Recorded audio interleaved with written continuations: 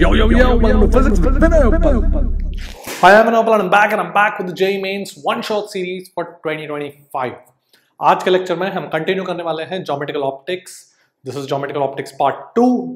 We are going to start off with spherical surface refraction, then go on to thin lenses where prisms करेंगे, and finally optical instruments. So we're going to master this topic, this chapter by the end of this lecture. Theory, concepts and lots of PYQs as always. हर तरीके के difficulty level का PYQs करेंगे. Recent years में जो थोड़े से easy type के आ रहे हैं 2019 2020 वाले जो डिफिकल्ट थे वो वाले भी थोड़े करेंगे, so that you are prepared for any sort of difficulty level that comes in your shift in JEE Mains 2025. So I hope you are as excited as I am. Let's go. Let's look at refraction through a spherical curved surface. Let's say mu1 है या let's say mu2 है, and let's say मेरे पास ऐसा एक spherical curved surface है that separates the two boundaries, ये mu1 ये mu2, ठीक है, और let's say यहाँ पे कुछ ऑब्जेक्ट रखा हुआ है.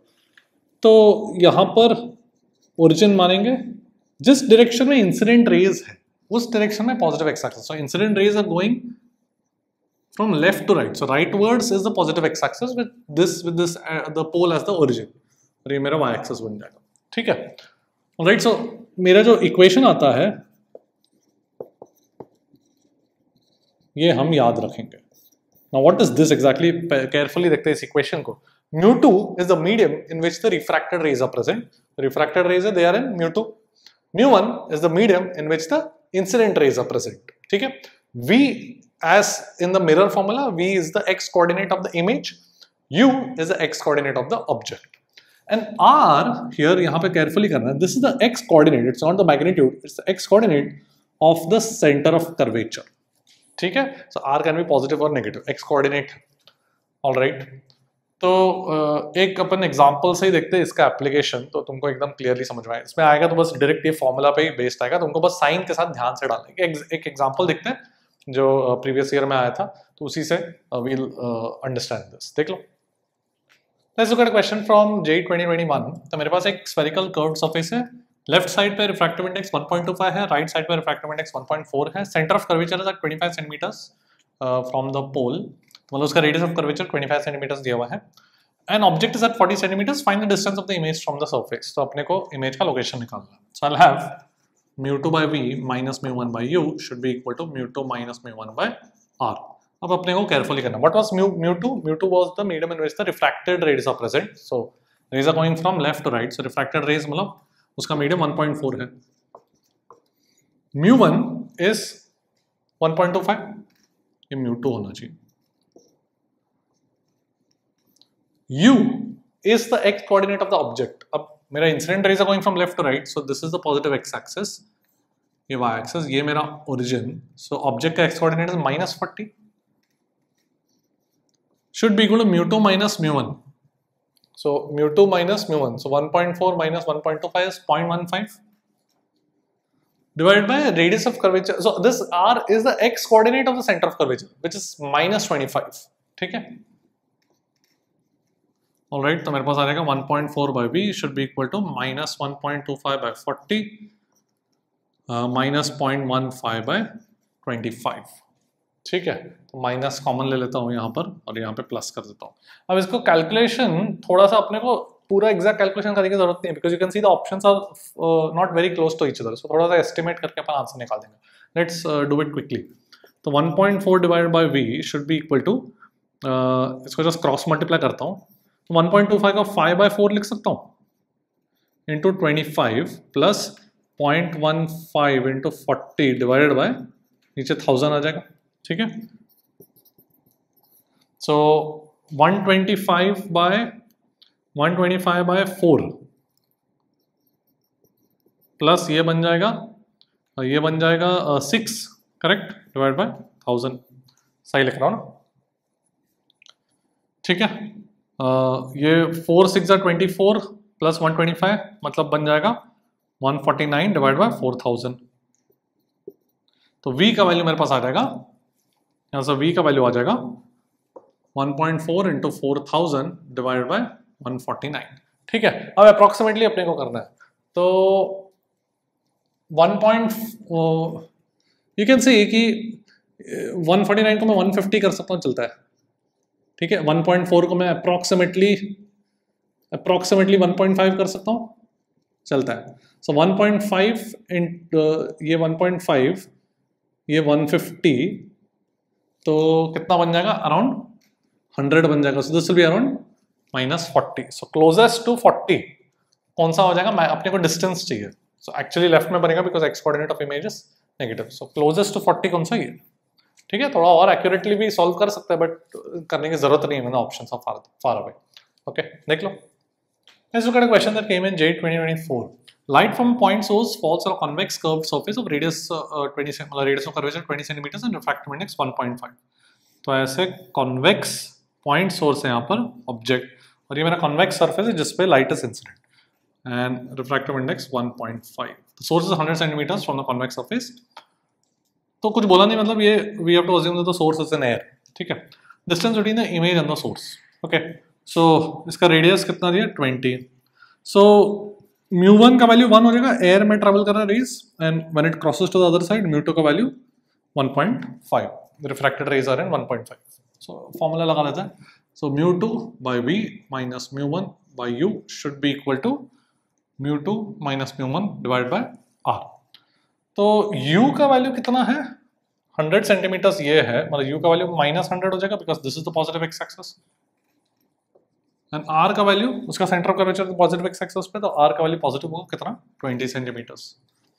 ऑलराइट, सो 1.5 बाय v, ये बन जाएगा 3/2v should be equal to 1.5 minus 1 मतलब 0.5 मतलब हाफ बाय 20 मतलब 1/40, एंड ये -1/100, ठीक है। तो ये 2 से डिवाइड करता हूँ, ये 20 और ये बचेगा 50, तो 5 माइनस 2/100, तो v का वैल्यू 100 सेंटीमीटर्स आ गया।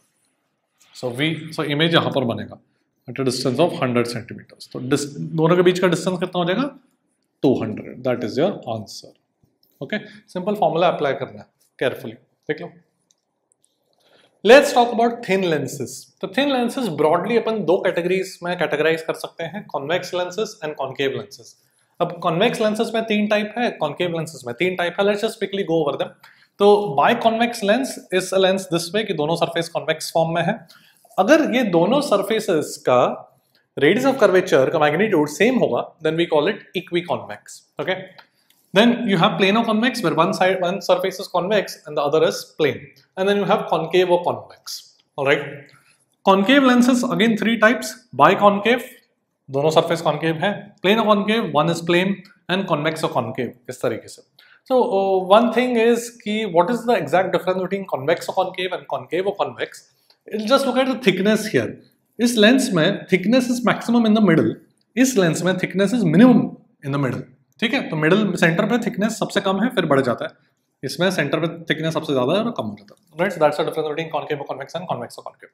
Okay, so broadly 2 categories and दोनों में 3 टाइप के individual lenses है। All right, देख लो।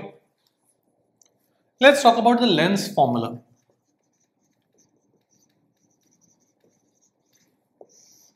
तो लेंस फॉर्मूला क्या बोलता है कि मेरे पास कोई भी लेंस है, मैं जस्ट बाय कॉन्वेक्स बना रहा हूँ, जस्ट फॉर कुछ तो बनाना पड़ेगा मुझे इसलिए, but what I am going to write is valid for every lens. So we set our origin at the optical centre, जैसे पोल था मिरर के केस में, वैसे मेरा यहाँ पर ऑप्टिकल सेंटर है। तो सपोज यहाँ पर ऑब्जेक्ट है, the positive side of the x-axis is chosen in the direction of incident rays. So if the incident rays are going from left to right, the right side is the positive x-axis. Okay. If the object was on the right, then the left side would be on the. If the incident rays were coming from right to left, then the left side would be the positive x-axis. Okay. And this is my y-axis. All right. So 1 by v minus 1 by u is equal to 1 by f. This is the expression for the relation between the x coordinates of the object and image. u क्या है, x coordinate of object, जैसे मेरा mirror में था। v क्या है, x coordinate of image, ठीक है। and f is the focal length of the lens. now focal length के लिए we have what is called this is the lens maker's formula.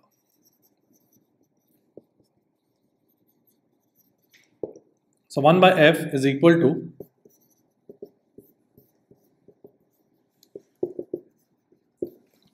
तो ये फॉर्मूला थोड़ा सा अपन ध्यान से देखते हैं।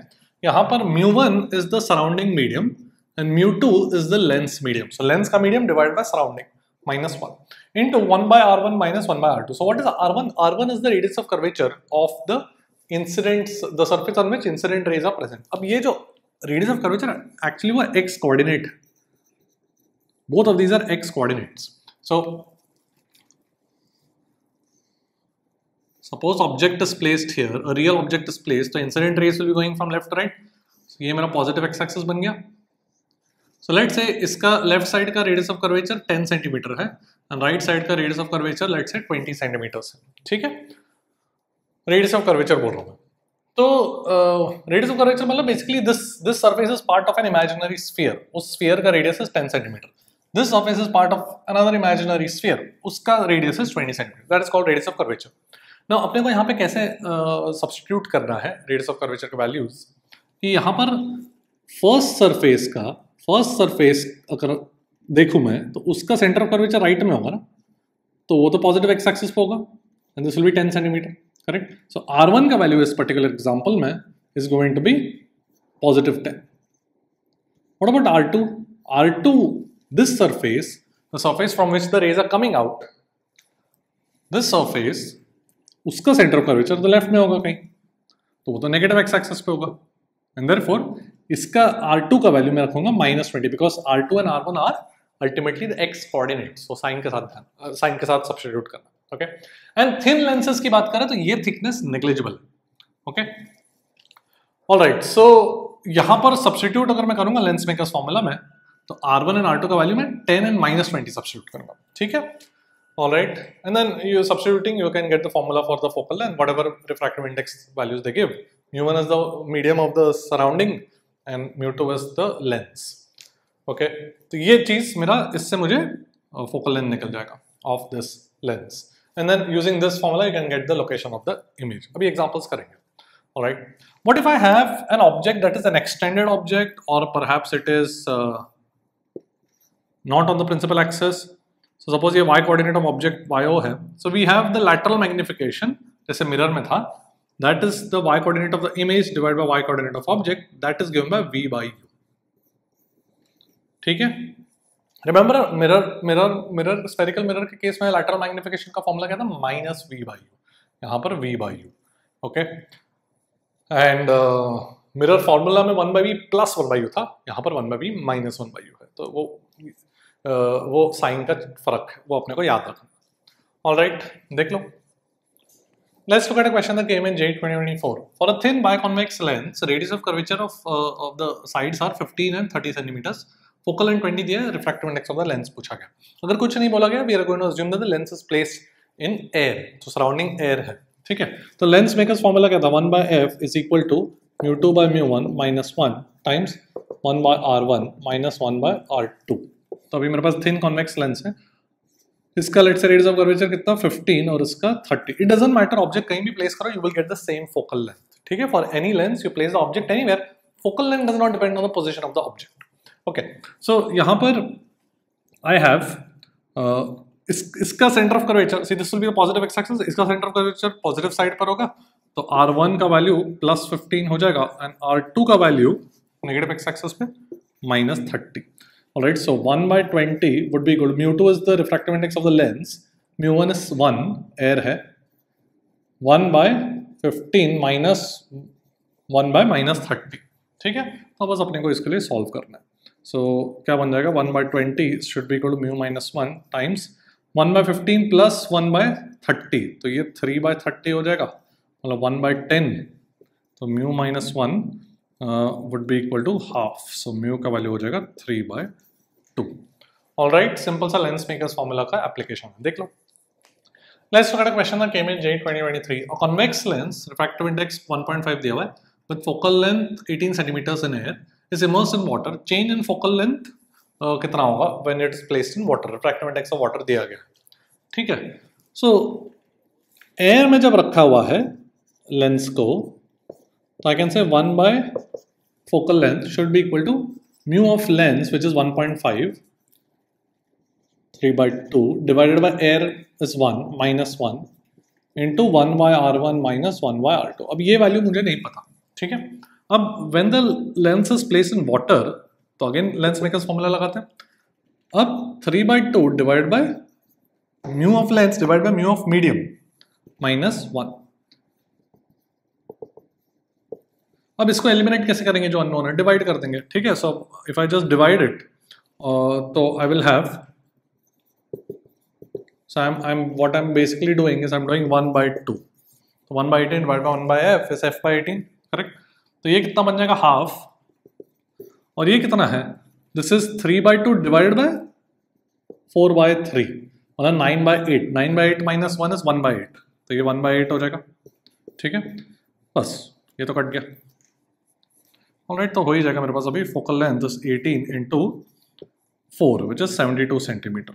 तो वाटर में focal length is 72 centimetres, air में 18 था, so the change in focal length is 54 centimetres. That is your answer, alright. तो बस अपने को लेंस मेकर्स फॉर्मूला लगाना है, देख लो। नाउ लेट्स टॉक अबाउट थोड़ा रे डायग्राम्स की बात करते हैं, थोड़ा सा नेचर ऑफ द इमेज की बात करते हैं, रियल, वर्चुअल, मैग्नीफाइड वगैरह। Okay, so let's start off with a convex lens. So actually let me start off with this symbol. So this symbol is for a converging lens. So what happens is convex lenses are converging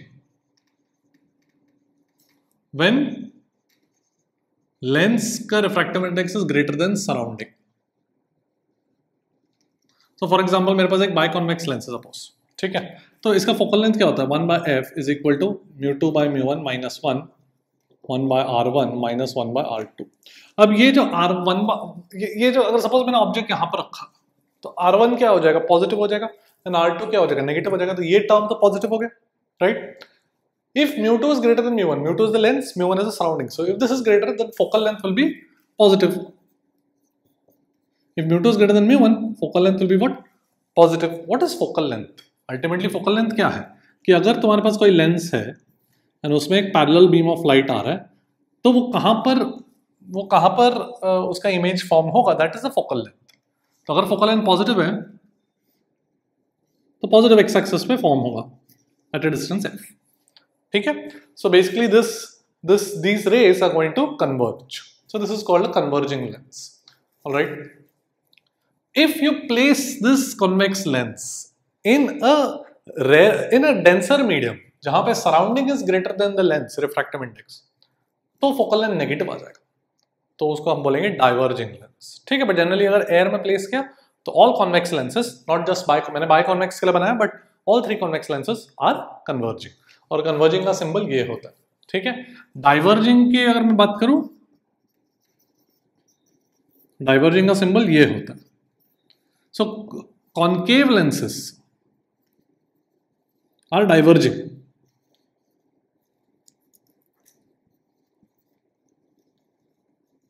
if lens का refractive index is greater than surrounding. सारे तीनों concave lenses के लिए एक का example मैं बता देता हूं, जैसे बाय कॉन्केव है, अगर यहां पर ऑब्जेक्ट है तो this is the positive x axis, तो जो R1 होगा उसका सेंटर ऑफ कर्वेचर कहां पे है, नेगेटिव एक्स एक्सिस, तो R1 नेगेटिव है, एंड R2 का सेंटर ऑफ कर्वेचर का पॉजिटिव एक्स एक्सिस, तो R2 पॉजिटिव है।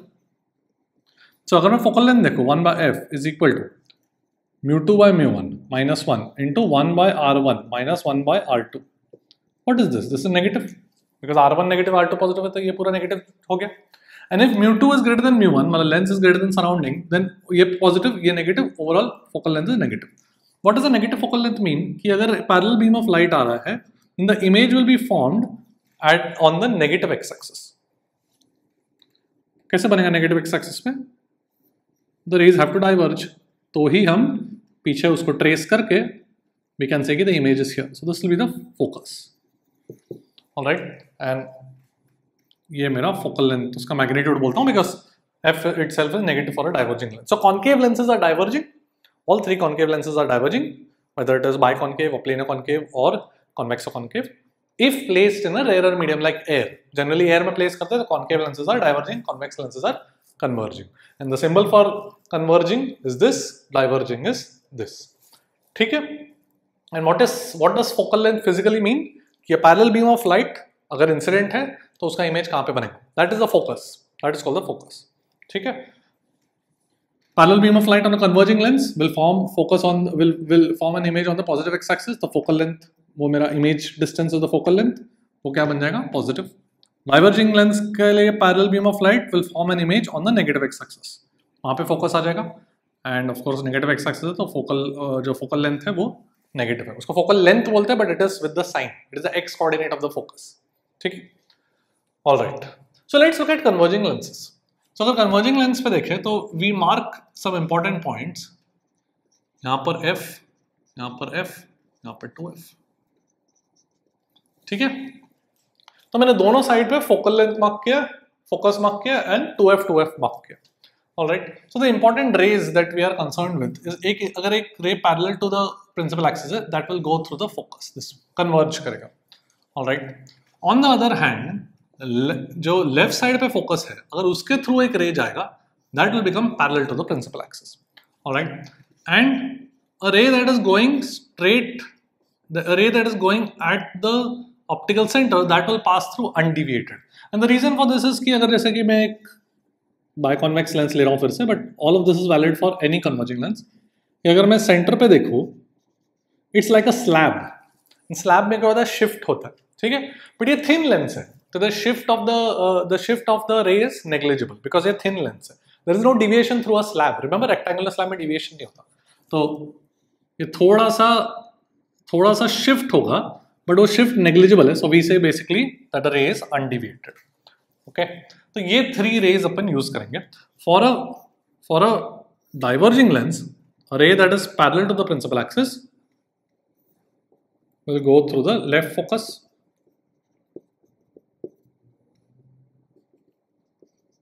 ठीक है। A ray that is trying to go through the right focus, it is trying to go through but lens बीच में है, that will become parallel to the principal axis, ठीक है। And a ray that is going through the optical center will continue on its way undeviated। Alright, तो ये 3 type के rays will come in handy when we want to draw some ray diagrams and check the nature of the image। अभी ये मैंने 2f क्यों mark किया, अभी वो अपन देखेंगे। वहां पे ऑब्जेक्ट को अगर प्लेस करेंगे तो दे आर स्पेशल पॉइंट्स जिसका इमेज का लोकेशन वी शुड रिमेंबर, वो सब अपन अभी एनालाइज करेंगे। ऑलराइट, पहले ये समझ लो। So let's start off with the converging lens.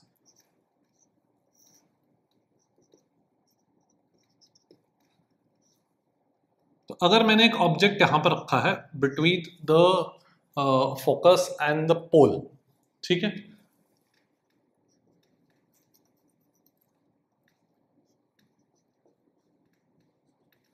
Alright, so image कहां पे बनेगा, एक ray parallel to the principal axis will go through the focus, ठीक है, एंड एक ray that is going through the optical centre will pass through undeviated. तो अगर मैं इसको एक्सटेंड करूं पीछे तो इमेज यहां पे बनेगा। सो इमेज इज वर्चुअल। वर्चुअल क्यों? क्योंकि अगर यहां पे ऑब्जर्वर है, observer is on the right side, the object is on the left side, the observer is on the right side, the observer will think that these raise are coming from this point. The rays are not actually, the emergent rays are not actually intersecting. We have to trace them back. So this image is virtual, enlarged and erect. So if the object is between focus and the optical center, the image is virtual, enlarged and erect. ठीक है?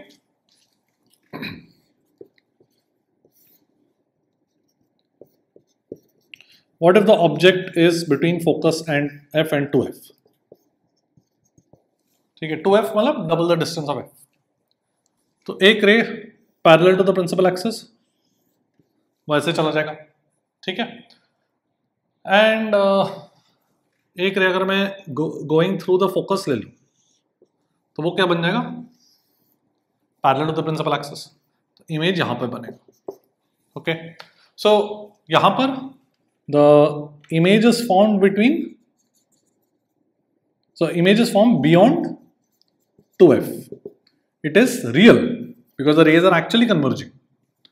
So यहाँ पर अगर image is behind the lens तो it is virtual, if it is in front of the lens it is real. मतलब basically you just have to check whether the emergent rays are actually intersecting और not. यहाँ पे actually intersect कर रहे हैं, मतलब वो रियल इमेज बने. ठीक है, सो रियल है, इन्वर्टेड है एंड एनलार्ज्ड है. ठीक है, एंड रिवर्सिबिलिटी ऑफ लाइट से वी कैन से, जो हमने मिरर्स में भी देखा है, रिवर्सिबिलिटी ऑफ लाइट से वी कैन से कि we can just exchange the position of the object and image, right.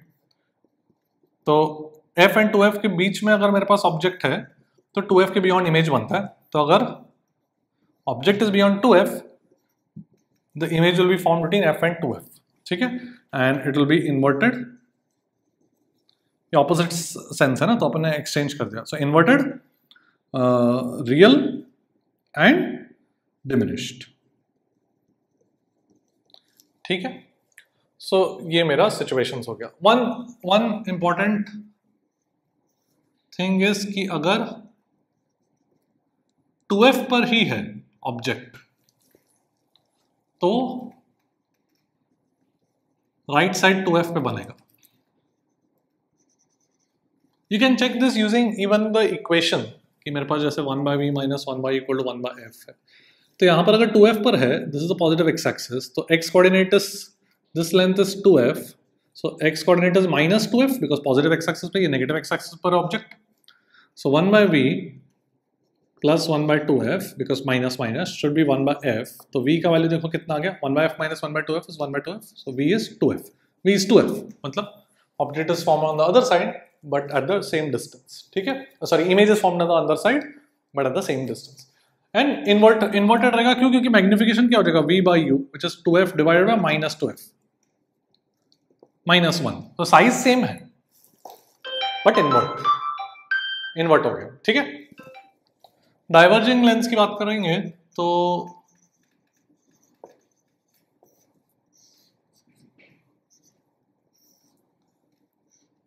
कोई ऑब्जेक्ट है यहां पर. So a ray that is going parallel to the principal axis will go through the focus. Suppose यहां पे focus है and a ray that is going through the optical centre will continue on its way. तो यहाँ पे मेरे पास image बन जाएगा. ठीक है, दिस ये जो ऑब्जेक्ट है वो कहीं भी हो सकता है. अगर let me first talk about this image. This is virtual because we have to extend these rays back. ठीक है, virtual, it is erect and it is diminished. So this object and it is formed between focus and optical center. ठीक है, this object however can be anywhere. मतलब even if the object were here between focus and optical center, it doesn't matter. यही same situation बनेगा. जैसे कि अगर मैं बताऊं, एक ray parallel to the principal axis will go through the focus and a ray going through the optical center will continue on its way. तो image यहाँ पे बनेगा. Once again, forming between focus and optical center, virtual, erect and diminished. ठीक है, alright, देख लो. Let's look at JEE 2021 में एक बढ़िया सा सवाल आया था. Same sized image is formed by a convex lens when object is placed at 20 centimetre और at 10 centimetre from the lens. तो फोकल लेंथ कितना है. ओके, सो यहाँ पर कॉन्वेक्स लेंस अभी कुछ बोला नहीं गया, तो we are going to place it in air. मतलब it is a converging lens, it will behave like a converging lens. ठीक है, अब कन्वर्जिंग लेंस में मुझे पता है कि अगर ये फोकस है, अगर object is between focus and the optical centre, तो इमेज कहीं यहाँ पर बनेगा, right. So image is enlarged. Okay, now अगर f और 2f के बीच में रखा तो again we can have an enlarged image, right. But if I place the object beyond 2f, then we'll have a diminished image between f and 2. We want two positions of the object such that the image का size is same. तो ये एक situation होगा और ये एक situation होगा. दोनों केसेस में the image is enlarged. Alright, okay. So इसका मतलब कि इस केस में अगर मैग्निफिकेशन में m1 बोलूं और इस केस में मैग्निफिकेशन m2 बोलूं, तो कैन आई से m1 is minus m2, correct. Because एक में अपराइट है, एक में इन्वर्टेड है, तो एक में मैग्निफिकेशन पॉजिटिव होगा, एक में नेगेटिव होगा, बट मैग्नीट्यूड दोनों का सेम होगा मैग्निफिकेशन का, बिकॉज साइज सेम बोला गया है. ठीक है, so this is the key to the question. फिर अब उतना मुश्किल नहीं है सॉल्व करना. So let's take a look. तो सबसे पहले तो u का वैल्यू इज इस केस में जब 20 सेंटीमीटर पर रखा हुआ है, पॉजिटिव एक्स एक्सिस ये है, तो इसका कोऑर्डिनेट इस केस में 10 सेंटीमीटर होगा और इस केस में ये 20 होगा, करेक्ट। तो इस केस में u का value is -10, x coordinate, so I will have 1/v minus 1/u, तो u is -10 should be equal to 1/f, alright. अब अगर मैं मैग्निफिकेशन लिखूं इस केस में, तो सिम मैग्निफिकेशन को मैं क्या लिख सकता हूँ, v/u लिख सकता हूँ, right. And I have 1/v minus 1/u equal to 1/f, तो 1/v is equal to 1/u plus 1/f, तो v is equal to uf divide by u plus f, तो v/u कितना हो जाएगा, f over u plus f, correct. So we actually don't need this equation. I will just write the magnification directly in terms of f and u. So u equal to -10, तो f over f minus 10 should be equal to, second situation में magnification is when u is -20 इस case में, तो वो बन जाएगा f over f minus 20, but with a negative sign because m1 is equal to -m2. अब मुझे f के लिए solve करना है, ठीक है, तो we can do that. f तो यहाँ पे कट गया, so f minus 20 is 10 minus f, तो 2f is equal to 30, f का वैल्यू आ जाएगा 15 सेंटीमीटर्स, ऑलराइट। तो it's a very nice question, but this was the key to solving the question. देख लो, let's look at a question that came in JEE 2024. The distance between an object and its 2x magnified real image produced by convex lens is 45 centimeters. Focal length कितना है? सो सबसे पहले तो ये जो convex lens है, मुझे पता है कि रियल इमेज कब प्रोड्यूस होगा, रियल एंड एनलार्ज्ड बोला हुआ है, रियल एंड 2 times मैग्नीफाइड मतलब एनलार्ज, मतलब the object is between f and 2f, तो जाके image will be formed beyond 2f and twice उसका मैग्निफिकेशन 2 times, ठीक है। सो अगर मैं m का वैल्यू लिखूं मैग्निफिकेशन का, वो एक्चुअली -2 है, तो ये साइन के साथ अपने को लिखना है, ऑलराइट, बिकॉज इन्वर्टेड होगा, वो अपने को पता होना चाहिए, ठीक है। सो इसका मतलब v/u इज -2, मतलब v इज -2u, ओके। अब ये जो डिस्टेंस है, distance between the object and image, that is 45 centimetres, ठीक है। सो इसका वैल्यू mod u हो जाएगा, because u itself is the x coordinate which will be negative for the object, and this is v. So I can say mod u plus v is 45 centimeters, correct? Mod u is minus u because u itself is negative. So v minus u is 45. तो v का value कितना आ जाएगा देखो, या v को -2u लिखता हूँ, तो -2u minus u is 45, तो u का वैल्यू -15 सेंटीमीटर, so v का वैल्यू 30 सेंटीमीटर्स। एंड अब मैं लिख सकता हूँ 1/v minus 1/u is equal to 1/f. So 1/30 minus 1/-15 is 1/f. So 1/30 plus 1/15, तो ये बन जाएगा 1/30 plus 2/30. So f का वैल्यू हो जाएगा 10 सेंटीमीटर्स, ठीक है। ऑलराइट, देख लो। Now let's look at situations where you have more than a single lens, मतलब 2 लेंस है, जैसे कि इस तरीके के एग्जांपल में 2 बायकॉन्वेक्स लेंस है, ऑब्जेक्ट रखा हुआ, फाइनल इमेज निकालना है। तो what is going to happen is कि पहला इमेज फर्स्ट लेंस में जो बनेगा, इस लेंस में जो इमेज बनेगा, that will act as an object for the next lens, तो अपने को 2 बार लेंस फॉर्मूला अप्लाई करना पड़ेगा। So this type of question has been very common in JEE Mains. So let's take a look at a couple of examples on these type of questions. So let's take a look at the question that came in JEE 2023. तो मेरे पास ऐसे 2 lens है, दोनों का focal length दिया हुआ है 24 सेंटीमीटर लेंस 1 का, 9 सेंटीमीटर लेंस 2 का, दोनों के बीच का डिस्टेंस 10 सेंटीमीटर्स है, एंड ऑब्जेक्ट को रखा हुआ है 6 सेंटीमीटर्स पर। Find the distance between the object and the final image. So final image क्या होने वाला है, बेसिकली एक इमेज बनेगा लेंस 1 में, that image will then act as an object for lens 2, ठीक है। So first let's figure out कि लेंस 1 में इमेज कहां पर बनेगा। सो यहां पर मेरे पास ऑब्जेक्ट है, the incident rays are from left to right, so this is my x axis. So object का एक्स कोऑर्डिनेट कितना, -6, बिकॉज ये मेरा ओरिजिन है, दिस इज माय ओरिजिन, ठीक है। सो ऑब्जेक्ट का x coordinate is -6 centimetres. Focal length कितना है, कॉन्वेक्स लेंस का पॉजिटिव होगा, +24। So let's apply the lens formula, 1/v minus 1/u, and u itself is -6, should be 1/f. So 1/v should be equal to 1/24 minus 1/6, ठीक है, तो देखो ये बन जाएगा v का वैल्यू आ जाएगा -8 सेंटीमीटर, राइट। नाउ -8 सेंटीमीटर मतलब कि लेंस 1 में जो इमेज बना वो यहां पर बना, let's call it I1, this is in lens 1 at 8 centimetres, ठीक है, -8 आया ना, मतलब x नेगेटिव x एक्सिस पे। I1 will now act as an object for the second lens. तो सेकंड लेंस के लिए जो I1 है that is at 8 centimetres from first lens and दोनों के बीच का 10 सेंटीमीटर्स है, तो ये 18 सेंटीमीटर्स है। Now I want to find the final image. अब फिर से मैं करता हूँ 1 by v, ये जो फोकल लेंथ क्या दिया 9 सेंटीमीटर दिया ना। एक्चुअली अगर तुमको वो रिजल्ट पता है बेसिक की 9 सेंटीमीटर का डबल है ये, तो it's like the object is at 2f, so it will form at 2f on the other side. मैं डायरेक्टली बोल सकता हूँ कि फाइनल इमेज बन जाएगा at 18 centimetre on the other side of the lens 2, ठीक है, ये मैं डायरेक्टली बोल सकता हूँ। If you know the result की 2f लेफ्ट हैंड साइड पे 2f पे ऑब्जेक्ट है तो राइट हैंड साइड 2f पे इमेज बनेगा। बट बेसिक से भी कर सकता है अगर ये पता नहीं है तो, because just direct formula application. यहाँ पर u is -18 because I1 is the object now for the second lens and focal length तो 9 दिया हुआ, तो देखो क्या आ जाएगा 1 by v minus, so 1 by v should be 1 by 9 minus 1 by 18 which is 1 by 18, so v is 18 centimeter as we already saw if you know that result. Fine, so हो गया।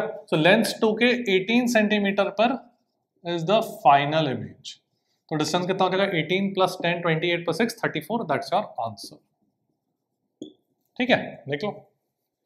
Let's look at another question from JEE 2023। मेरे पास दो lenses है, दोनों का focal length 20 centimetres दिया हुआ, identical lenses है, separated by 60 centimetres and we have a distant object, very far away object. मतलब क्या, that the rays are coming parallel, ठीक है, फ्रॉम इन्फिनिटी आ रहा है, okay. So find the distance between the first lens and the final image, ये पूछा गया। So it's very straightforward. ये जो लेंस जो इंसिडेंट रेज है वो पहले तो कहाँ पे कन्वर्ज करेंगे, they will converge at the 20 centimetre mark because that is the focus, correct. So that will then, that is image 1, that will act as an object for the lens 2 which is now at 40 centimetres. अब lens 2 पे 40 centimetre पर एक object है and उसका focal length 20 है, तो obviously 40 पे फिर से बनेगा, इट्स लाइक 2f पे है, 2f on the right hand side final image बनेगा। तो मैं डायरेक्टली लिख रहा हूँ, so final image is at 40 centimeters from the second lens, so first lens से कितना distance है 100 centimeters and that is your answer, देख लो। Let's look at a question that came in JEE 2024 with 3 lenses, ठीक है। तो देख के डरना नहीं, अपने को बेसिकली वही करना है जो दो लेंस वाले प्रॉब्लम्स में कर रहे थे। तो इस ऑब्जेक्ट का इमेज निकालते हैं पहले लेंस में। तो फॉर द फर्स्ट लेंस ये सारे फोकल लेंथ दिया हुआ है, ठीक है, 10 सेंटीमीटर, इसका -10, इसका 30 सेंटीमीटर, सब फोकल लेंथ दिया हुआ है। तो इसका जो 10 सेंटीमीटर है, ऑब्जेक्ट इज एट 30 सेंटीमीटर्स, तो u का value is -30, right hand side is positive x axis, focal length इसका is 10 centimetre, so I will have 1 by v minus 1 by u should be equal to 1 by 10, so 1 by v should be equal to 1 by 10 minus 1 by 30, तो ये बन जाएगा 3 minus 1 by 30, तो 1 by 15, तो v का value कितना बन जाएगा 15 सेंटीमीटर, ठीक है। तो 15 सेंटीमीटर मतलब इससे 15 सेंटीमीटर आगे, तो इस लेंस से 15 सेंटीमीटर आगे मतलब सेकेंड लेंस से, दोनों के बीच में 5 सेंटीमीटर, तो इसका इमेज यहां पर बनेगा 15 सेंटीमीटर पे।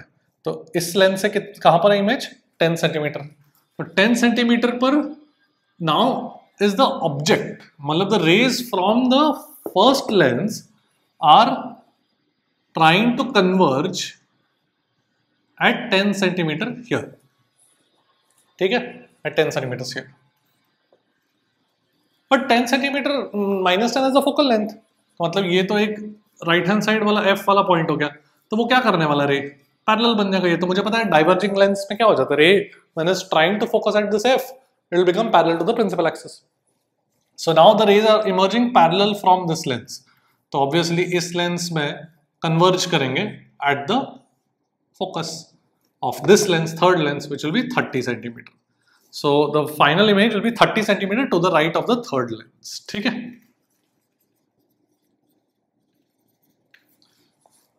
देख लो. Let's look at a question from J 2022. मेरे पास एक पॉइंट ऑब्जेक्ट है 60 centimetres from a convex lens जिसका फोकल लेंथ 20 सेंटीमीटर्स दिया हुआ है.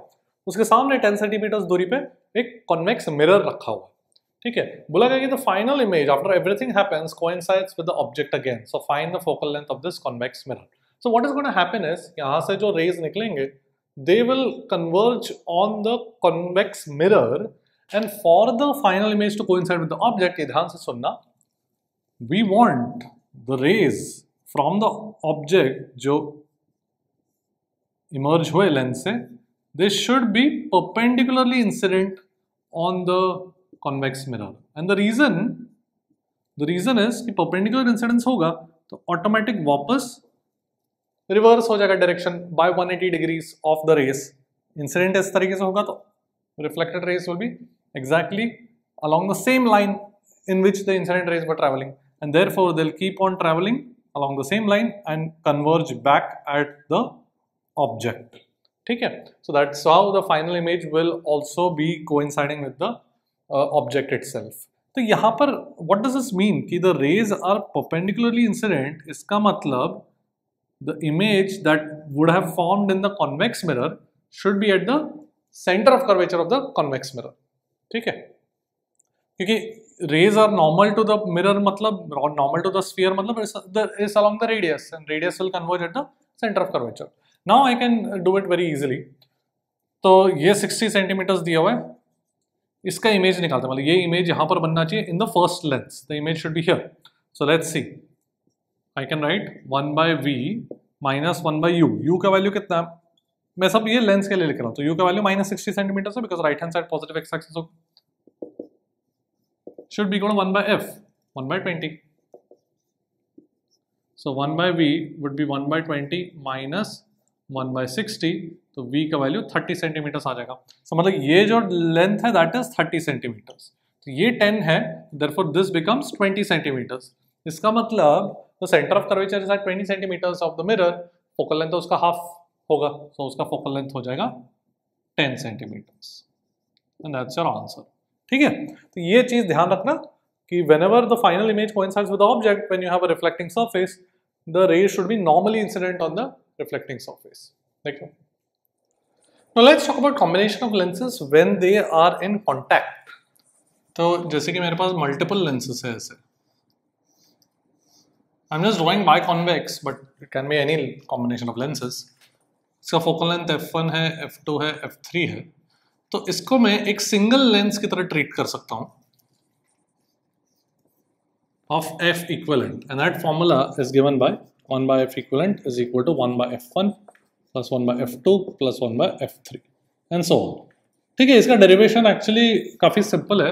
Basically you keep writing lens formula for each lens and then उसको थोड़ा मैनिपुलेट करके ये आ जाता है. Anyway we will remember this for our exam. Okay, here I also want to define something called power of a lens.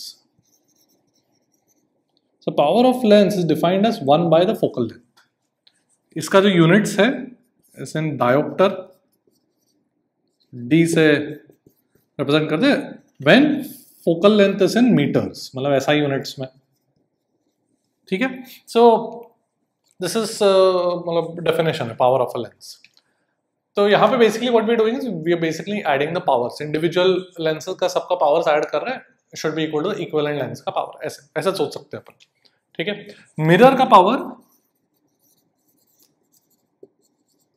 Is defined as -1 by f. तो ये अपने को बस we just have to remember this फॉर्मूले. Okay, देखिए let's do a question that came in J 2022. तो मेरे पास एक इक्विकॉन्वेक्स लेंस है ऑफ पावर p, अब उसको ऐसे 3 पार्ट्स में डिवाइड कर दिया. ऐसा पहले कट किया तो ये लोअर हाफ L1 है और अपर हाफ को वर्टिकली कट करके L2 एंड L3 क्रिएट कर दिया गया. ठीक है, तो choose the incorrect option. Power of L1 is so much, so L2 is so and so, power of L3 is so and so and so on. ठीक है, सो यहाँ पर सबसे पहले तो अगर मैं L1 की बात करूं तो सी जो रेज है, कोई इमेज फॉर्म करने के लिए we need only at the most 2 rays. दो रे निकल गए तो बस हो गया, क्योंकि इंटरसेक्ट करके इमेज बन जाएगा, राइट। तो अगर मेरे पास ऐसा ऐसा सिर्फ आधा लेंस दिया हुआ तो this will behave same as this, no this not going be any change, because जो यहां पर अगर ऑब्जेक्ट रखा है और दो रेज ऐसे आ रहे हैं, वही सेम रेस जा सकते हैं नीचे, इन रेस को क्या फर्क पड़ता है ऊपर है नहीं है lens, right. So these two rays जो इमेज फॉर्म करेंगे वही इमेज ये भी दो रेस फॉर्म करेंगे। So it doesn't matter if you cut the lens this way, the lower half is going to function the same as the upper half. सिर्फ intensity of the image कम हो जाएगा, intensity मतलब brightness, क्योंकि जितना light पूरे lens के through जा रहा था उसका आधा ही जाएगा अभी इसके थ्रू, ठीक है। But the location of the image will not going to change, alright. So इसका जो फोकल लेंथ है वो सेम रहेगा एज दिस। सो L1 का power is going to be P।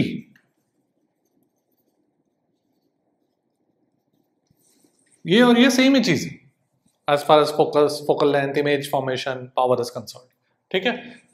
तो इसमें से तो आंसर तो ठीक है, इनकरेक्ट ऑप्शन 1 हो गया। But let's also calculate L2 and L3 just for completeness sake. L2 and L3 का भी पावर कैलकुलेट कर लेते हैं सर। पावर क्या था, 1 by focal length, right. So power is basically μ2 by μ1 minus 1 into 1 by R1 minus 1 by R2, ठीक है। अब यहाँ पर क्या है कि दोनों का रेडियस ऑफ कर्वेचर अगर मैं R बोलूँ तो R1 का वैल्यू R हो जाएगा एंड R2 का वैल्यू माइनस R हो जाएगा, बिकॉज R2 का सेंटर ऑफ कर्वेचर लेफ्ट पर है, तो R2 का वैल्यू माइनस R हो जाएगा। तो ये बन जाएगा μ2 by μ1 minus 1 into 2 by R, right. Okay, now for L2 के लिए ऐसा रखा हुआ है, तो यहां पर अगर मैं ऑब्जेक्ट रखूँ इसके प्रिंसिपल एक्सिस पे, इसका रेडियस ऑफ कर्वेचर R है और ये फ्लैट है ना, फ्लैट मतलब उसका रेडियस ऑफ कर्वेचर इंफिनिटी है। This is like a plane of convex lens, so plane surface का radius of curvature is infinity, right. So I will have इसका power should be equal to μ2 by μ1 minus 1 into 1 by r minus 1 by infinity। तो ये बन जाएगा p by 2, because ये बन जाएगा μ2 by μ1 minus 1 into 1 by r, यहाँ पर था 2 by r। So power of L2 will be p by 2। Same for L3, identical है L2 and L3, ठीक है। So these are correct statements, I want to choose the incorrect। ये था question, तो ये बन जाएगा, ठीक है। L1 का पावर तो p, ऑलराइट। देख लो, let's look at a question that came in JEE 2020. An equiconvex lens of radius of curvature R has power P. Radius of curvature of plano-convex lens of the same material with power 1.5 P is कितना? So एक equiconvex lens है, उसका power P है। So P is what, 1 by focal length, so that will be μ2 by μ1 minus 1 times। अब दोनों का radius of curvature R है, तो अगर मैं ऑब्जेक्ट यहाँ पे रखूँ तो फर्स्ट सरफेस का centre of curvature positive x axis, तो उसका रेडियस ऑफ कर्वेचर जो हम लिखेंगे वो R minus 1 by R2, R2 का वैल्यू माइनस R, बिकॉज इसका centre of curvature negative x axis पर होगा। तो this will become twice of μ2 by μ1 minus 1 times 1 by R, right. अब सेकंड सिचुएशन में बोला गया कि मेरे पास एक प्लेनो कॉन्वेक्स लेंस है, ऐसा है।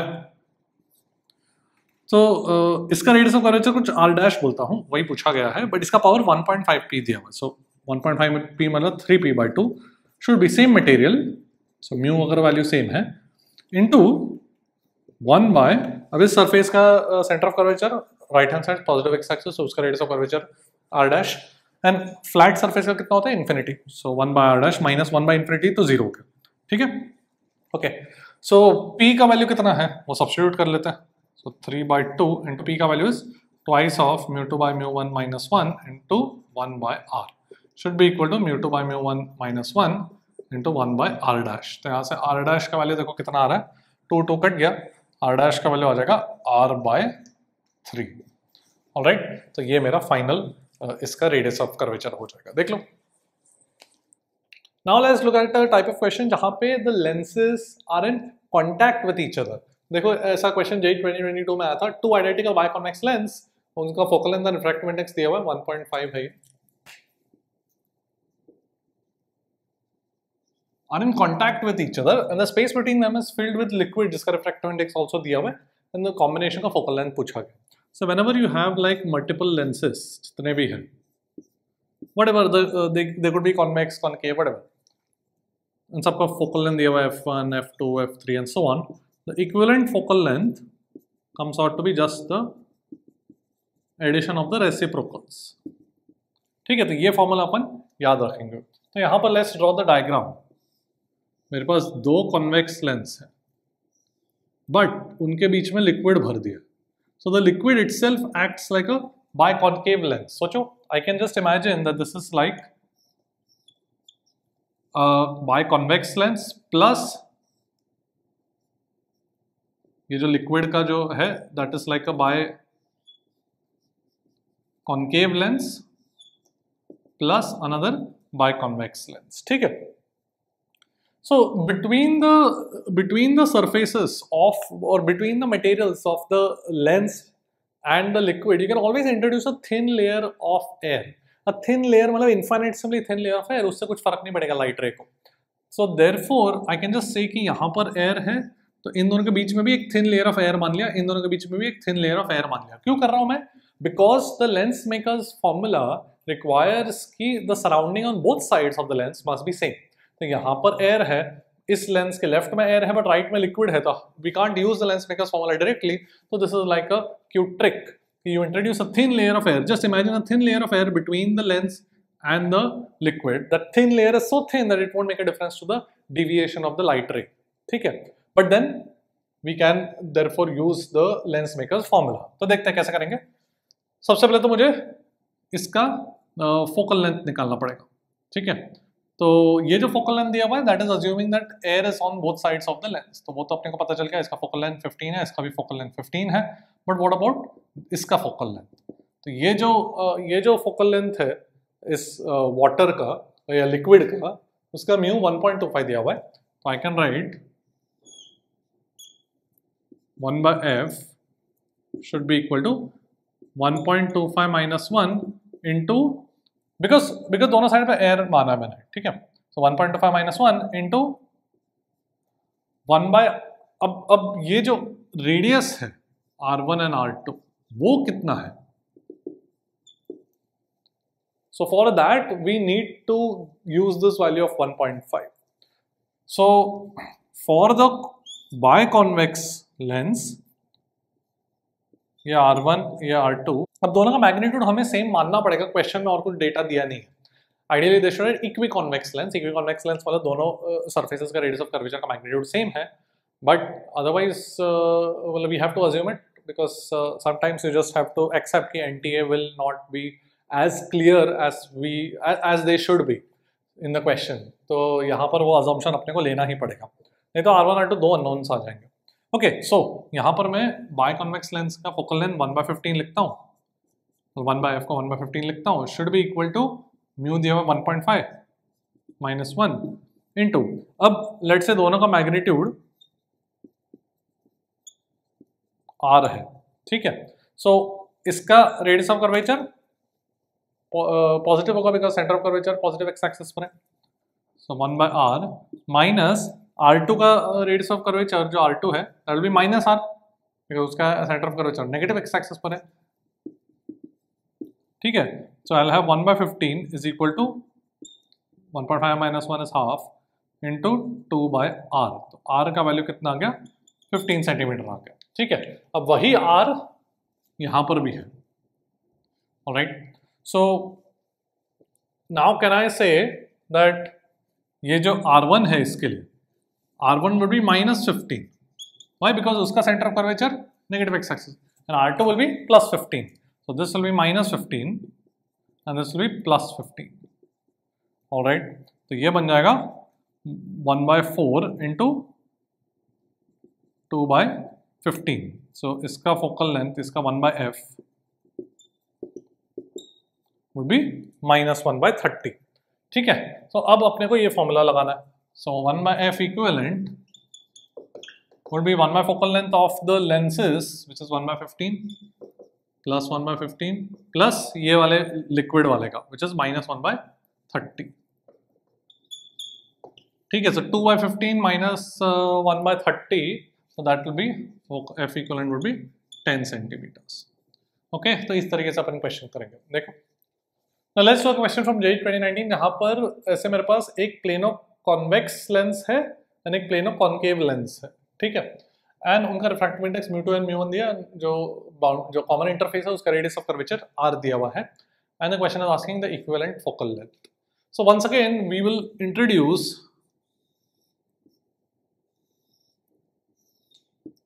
a thin layer of air, because left hand side, right hand side पे air है, and to use lens maker's formula, we need the air, we need the surrounding to be same on both sides of the lens.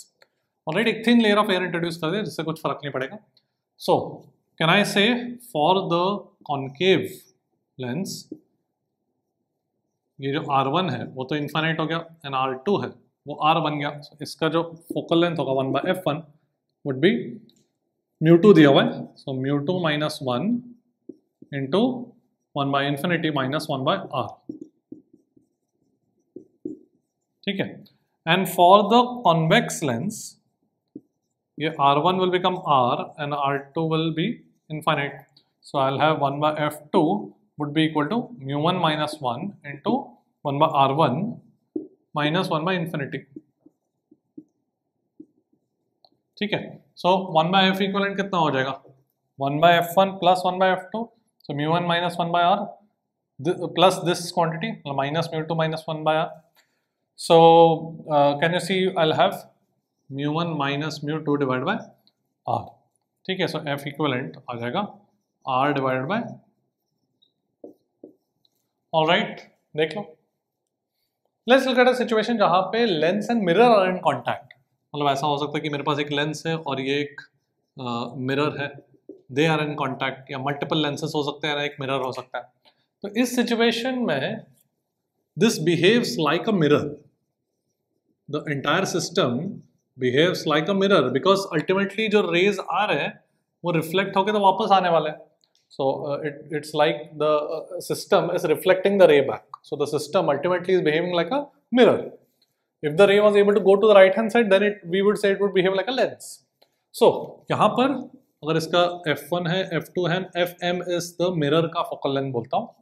The equivalent focal length, remember this is like a mirror, the equivalent focal length comes out to be equal to 1 by f of mirror minus twice of the equivalent focal length of lenses. ठीक है, ये अपने को याद रखना है. ये सब सारे लेंसेज का इक्विवेलेंट फोकल लेंथ है, जो स्टैंडर्ड अपन ने फॉर्मूला ऑलरेडी देखा था. And this is 1 by focal length of mirror minus twice. अब ये इसका डेरिवेशन में नहीं कर रहा हूँ, बट अपने को एग्जाम के लिए याद रखना है. राइट, सो इसका एक एप्लीकेशन देखते हैं. तो let's look at a question that came in JEE 2015. तो क्या है, मेरे पास एक कॉन्वेक्स मिरर है, कॉन्वेक्स लेंस है जिसका फोकल लेंथ f दिया हुआ है, एंड एक प्लेन मिरर है, they are in contact. Object is kept at a distance a and the final image is formed at a distance a by 3. So I want to find a in terms of f and options दिए हुए थे. ठीक है. So यहाँ पर सबसे पहले तो can I say that ये lens and mirror together they'll behave like a single mirror. So उसका अगर मैं focal length निकालना चाहूँ तो कैसे करूँगा? इसका focal length f है और focal length of mirror कितना हो जाएगा?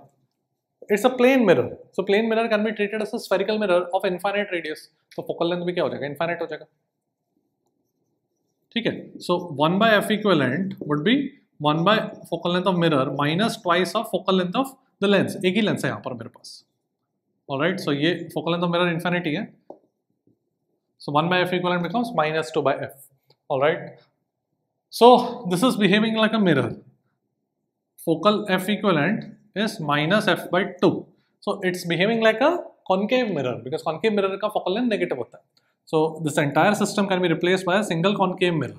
अब बोला गया कि ऑब्जेक्ट का डिस्टेंस a है एंड इमेज का डिस्टेंस a by 3 है. ठीक है. So यहाँ पर the same convention that we have been using is valid here also कि इंसिडेंट रेस के डायरेक्शन में पॉजिटिव एक्स एक्सिस है, तो पॉजिटिव एक्स एक्सिस यहाँ पर है. तो एक्स कोऑर्डिनेट कितना माइनस है एंड ऑब्जेक्ट का एक्स कोऑर्डिनेट माइनस ए है, इमेज का x coordinate minus a by 3 है, right? Because they are on the negative x-axis. अब let's write the equation. So 1 by v minus a by 3 plus 1 by u should be 1 by f. f मतलब वही mirror का, which is minus 2 by f. ठीक है. तो अब देखो क्या बन जाएगा, मेरे पास आ जाएगा माइनस माइनस माइनस सब हट गया. So 4 by a is equal to 2 by f. तो a का वैल्यू आ जाएगा 2f. All right. So that is the value of a, और f के टर्म्स में पूछा गया था, ऑप्शंस दिए थे. So that is how you will do this kind of a question. देखो, let's look at a question from JEE 2020. तो यहाँ पर is a question based on displacement method. तो अभी डिस्प्लेसमेंट मेथड क्या है? You have an object and a screen and a converging lens है, convex lens है इन एयर। तो you have the object जिसका image is forming on the screen, but if you displace the lens by a certain amount, फिर से image उसी screen पे बनेगा। So by measuring the distance traveled by the lens, we can indirectly calculate the focal length। ठीक है, so this is the method to calculate the focal length called the displacement method। So let's look at the question। क्या बोला गया था कि सबसे पहले ये सिचुएशन में ऑब्जेक्ट है, यहाँ पर इमेज स्क्रीन पे फॉर्म कर रहा है। If you displace the converging lens by 40 centimetres, the image is again formed on the same screen and distance between the object and the image is object and the screen is given to be 100 centimeters। so lens का power पूछा गया था, so n by 100, n का value निकालना था closest integer करके। ठीक है, alright, so we are going to use what we've already seen, the reversibility of light। reversibility of light मतलब object and image can be interchanged। मतलब क्या कि अगर यहाँ पर ऑब्जेक्ट रख के, सपोज ये डिस्टेंस x है, अगर ये ऑब्जेक्ट रख के यहाँ पर मुझे इमेज मिल रहा है, so this becomes 60 centimeter, correct? Because sorry, this becomes 100 minus x centimeter, correct? ये x है, total 100। so अगर यहाँ पर ऑब्जेक्ट रख के मुझे इमेज यहाँ पर मिल रहा है, तो अगर अब ऑब्जेक्ट डिस्टेंस ये हो गया तो इमेज यहाँ पर बनेगा। Basically I can exchange x and 100 minus x in the using the concept of reversibility of light। ये हमने मिरर्स में भी देखा था। so now I can basically say कि this is 100 minus x and this is x। ठीक है, so therefore can you see कि आई कैन से कि अगर यहां पे मैं एक लाइन ड्रॉ करूं, ये x है तो ये x है, सो x plus 40 should be 100, correct? तो मेरे पास आ जाएगा 2x is equal to 60, तो x का वैल्यू कितना आ जाएगा? 30 सेंटीमीटर्स। ऑलराइट, सो बेसिकली ये ऑब्जेक्ट है, ये 30 सेंटीमीटर है एंड ये 70 सेंटीमीटर है, यहाँ पे इमेज बन रहा है। तो अब मुझे पता है u का वैल्यू इज -30, v का value is 70, I can get the focal length. हो गया, so 1/f should be equal to 1/v minus 1/u, तो ये बन जाएगा 1/70 प्लस 1/30। सो यही मेरा पावर बन गया ना, पावर इज 1/f, तो ये कितना बन जाएगा? देखो, this will become 100 divide by 21। देखो सही लिख रहा हूँ, 3 प्लस 7, 10 डिवाइडेड बाय 210, सॉरी उल्टा कर दिया मैंने, 10 डिवाइड बाय 210, सो ये मेरे पास बन जाएगा 1/21। बट यहाँ पे थोड़ा अपने को केयरफुली रहना कि पावर डायोप्टर्स में पूछा गया था। सो डायोप्टर में we have to convert everything into metres. तो ये क्या है? 70 सेंटीमीटर दिया हुआ, तो 70 सेंटीमीटर विल बी 70/100 मीटर्स, तो ऊपर 100 आ जाएगा, यहाँ पर भी 100 आ जाएगा, तो ये 1000 मतलब 100/21 डायोप्टर्स। ठीक है, तो वो थोड़ा ध्यान रखना है। Okay, so power becomes 100/21 dioptre, तो ये कितना हो जाएगा? This will become around 4.76, closest integer तक बोला गया था, तो this will, you can divide and see, it will become 4.76 dioptre. So n by 100, basically I can write this as 476/100, so n का वैल्यू 476। ठीक है, तो बस ये एक चीज ध्यान रखना कि यहाँ पर we have to ensure that the focal length, the v and u are in meters when you want to calculate the power in diopters। okay, देख लो। अभी प्रिज्म की बात करते हैं। so suppose मेरे पास ऐसा एक प्रिज्म है, let's say a ray of light is incident and it refracts into the prism and then again refracts here। ठीक है, so मुझे let's say कि this is the angle of incidence, so let's say कि ये कुछ r1 है, ये angle of incidence r2 हो जाएगा at this surface and then it comes out, let's say that is the final angle of refraction। ठीक है, तो suppose मुझे निकालना है E का वैल्यू कितना है, and prism angle is given to be A, इसका refractive index में बाहर एयर मानता है। ठीक है, so suppose मुझे निकालना है कि ये final angle of इमर्जेंस कितना होगा, तो क्या करूं मैं? यहां पर स्नेल्स लॉ लिखता हूं, तो स्नेल्स लॉ कैसे लिखूंगा? 1 sin I should be equal to mu sine R1 यहां पर, फिर यहां पर मैं क्या लिखूंगा? म्यू साइन R2, और बाहर जाऊंगा तो 1 sin E। ठीक है, तो 1 हटा रहा हूं मैं, एयर का रिफ्रैक्टिव इंडेक्स तो 1 है, Alright. Now, basically, what do I know? I know I know mu, and I know A. R1, R2 and E are unknowns. ठीक है, तो मेरे पास 3 unknowns है, तो 3 इक्वेशन चाहिए होंगे, 2 तो आ गए, तीसरा कौन सा? ज्योमेट्री, कि ये 90 डिग्री है, तो ये एंगल कितना हो जाएगा? 90 माइनस R1, ये सिमिलरली कितना हो जाएगा? 90 माइनस R2, और ये ट्राइंगल में देखूँ 90 minus R1 plus 90 minus R2, मतलब 180 minus R1 plus R2 plus A should be 180 degree, तो मेरे पास आ जाएगा R1 plus R2 is equal to A। ठीक है, तो ये 3 इक्वेशन मेरे पास आ गए। सो बेसिकली क्या करेंगे, यहाँ पे स्नेल्स लॉ लिख के R1 निकलेगा, फिर ये इक्वेशन में डाल के R2 निकलेगा, फिर ये स्नेल्स लॉ से मेरे को E का वैल्यू निकल जाएगा। ठीक है, alright. Sometimes they also ask you the angle of deviation, so कितना एंगल ऑफ डिविएशन हुआ है। ओके, तो अगर मैं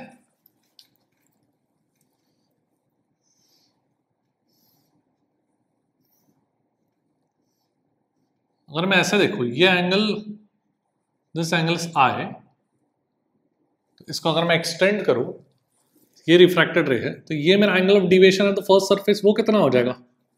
this entire angle is I and this is R1, तो ये बन जाएगा I minus R1, correct. And similarly second पर E minus R2 will be the angle of deviation, ये खुद ही देख सकते हो, जैसे यहाँ पर किया वैसे यहाँ पर।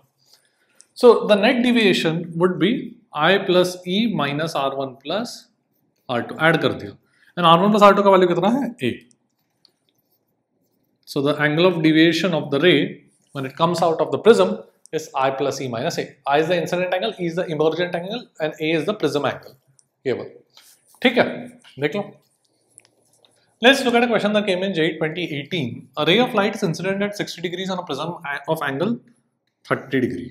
तो थोड़ा सा अपने को डायग्राम बना लेते हैं। So prism of angle 30 degree मतलब ये 30 degree, ठीक है, and a ray of light is incident ऐसे 60 डिग्री, तो I का वैल्यू 60 डिग्री है, A का वैल्यू 30 डिग्री है, और क्या बोला गया? तो इमर्जेंट रे makes 30 degree with the incident ray. इसका मतलब क्या है? ये जो इंसिडेंट रे है और जो इमर्जेंट रे है ऐसे, ये एंगल 30 डिग्री है, but this is nothing but the angle of deviation, because जो इंसिडेंट रे का डायरेक्शन है उससे कितना डिविएट हुआ है एंड इमर्जेंट रे बना है, तो वही एंगल ऑफ डिविएशन हो गया। So delta का वैल्यू 30 डिग्री दिया हुआ है। So this sentence, emergent ray makes 30 degree with the incident ray, that gives us the angle of deviation between the incident ray and the emergent ray. ठीक है, क्या पूछा गया?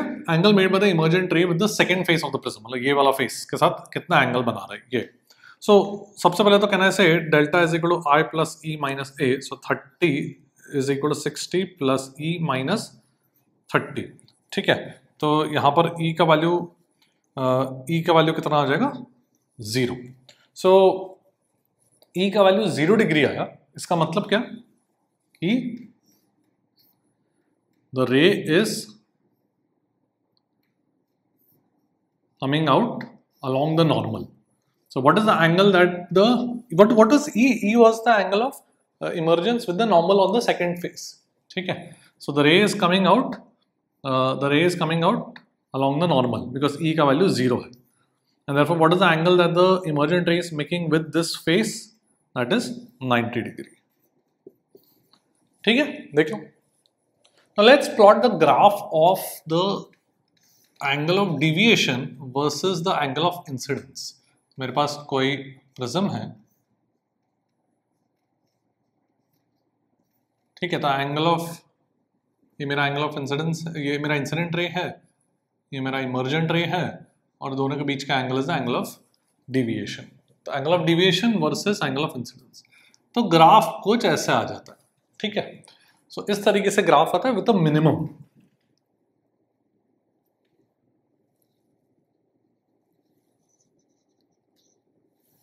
Alright, now what happens is कि for a given angle of deviation there are two angles of incidence that you can have for the same angle of deviation, and the reason is कि reversibility of light, कि जिस angle of incidence पे तुम्हारा incident ray है तो वो जाके emerge कर रहा है at some angle of emergence E, अगर मैं इस ray को वापस ऐसे रिफ्लेक्ट करूं,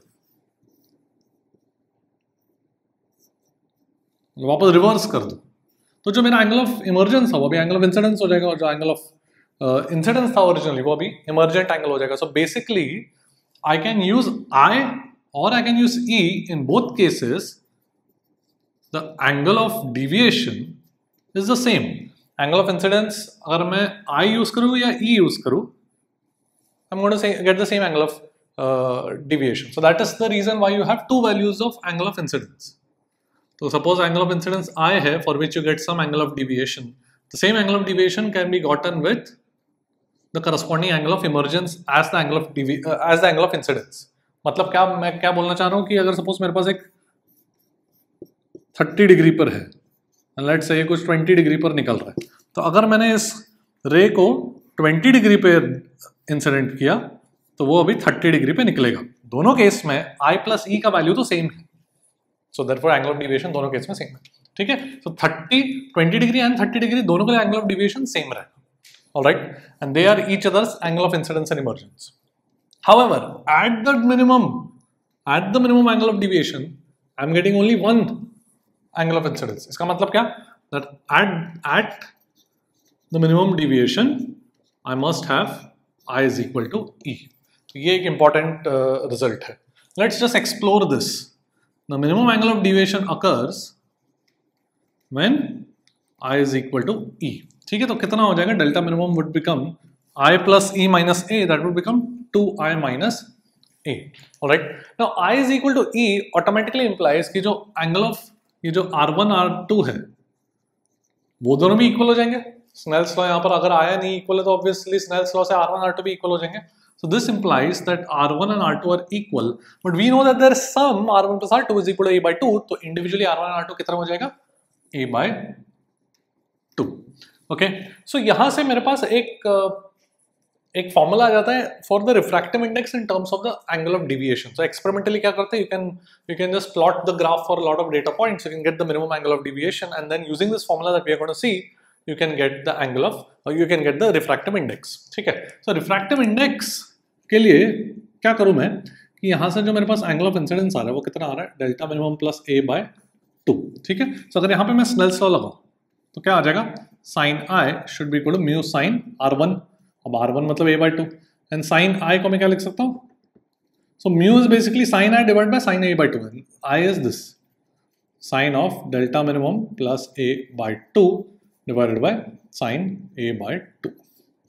तो ये वाला फॉर्मूला हम याद रखेंगे, बिकॉज ऑफन क्वेश्चंस, बहुत बार क्वेश्चंस ऐसे आते हैं कि तुमको angle of the prism A दे दिया जाएगा, मिनिमम एंगल ऑफ डिविएशन दे दिया जाएगा, पूछेंगे what is the refractive index. तो ये वाला फॉर्मूला डायरेक्ट लगा के रिफ्रैक्टिव इंडेक्स आ जाएगा. ओके. एक आधा एग्जांपल करते हैं, देख लो. Let's look at a question that came in JEE 2024. तो मेरे पास एक प्रिज्म है जिसका रिफ्रैक्टिव इंडेक्स √3 दिया है एंड बोला गया कि the minimum angle of deviation is equal to the prism angle itself. तो पूछा है फाइंड A. तो क्या फॉर्मूला था मेरे पास, mu was equal to sine of delta minimum plus A by 2 divided by sine A by 2. अब delta minimum is equal to A, तो ये बन जाएगा, ऊपर बन जाएगा साइन A और नीचे बन जाएगा साइन A by 2. पर साइन A को मैं क्या लिख सकता हूँ, 2 sin A by 2 cos A by 2 divided by sin A by 2. So मेरे पास आ जाएगा म्यू का value which is √3 should be equal to 2 cos A by 2. So cos A by 2 should be equal to √3 by 2, मतलब A by 2 का value कितना हो जाएगा, 30 डिग्री. सो A का वैल्यू 60 डिग्री. सिंपल. देख लो. Let's look at a question that came in JEE 2023. तो मेरे पास एक इक्विलैटरल प्रिज्म है, मतलब ये एंगल 60 डिग्री है, म्यू का वैल्यू √2 है, find the minimum angle of deviation, ये बोला गया.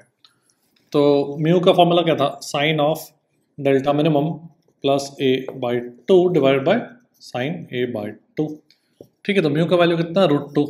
साइन A by 2 मतलब साइन 30 डिग्री इज हाफ, तो ये बन जाएगा, इधर ले लेता हूँ, should be equal to sine of delta minimum plus 60 degree divide by 2. अब 1 by √2 साइन ऑफ दिस, मतलब इसका वैल्यू कितना हो जाएगा, तो ये वैल्यू कितना हो जाएगा, 45 डिग्री हो जाएगा, बिकॉज लेफ्ट हैंड साइड पे 1 by √2 है. तो I can say delta minimum plus 60 degree by 2 should B 45 degree. तो डेल्टा मिनिमम कितना हो जाएगा, 30 डिग्री. ठीक है. नेक्स्ट. अब बात करते हैं थिन प्रिज्म्स की. थिन प्रिज्म में मतलब the angle of the prism is very small.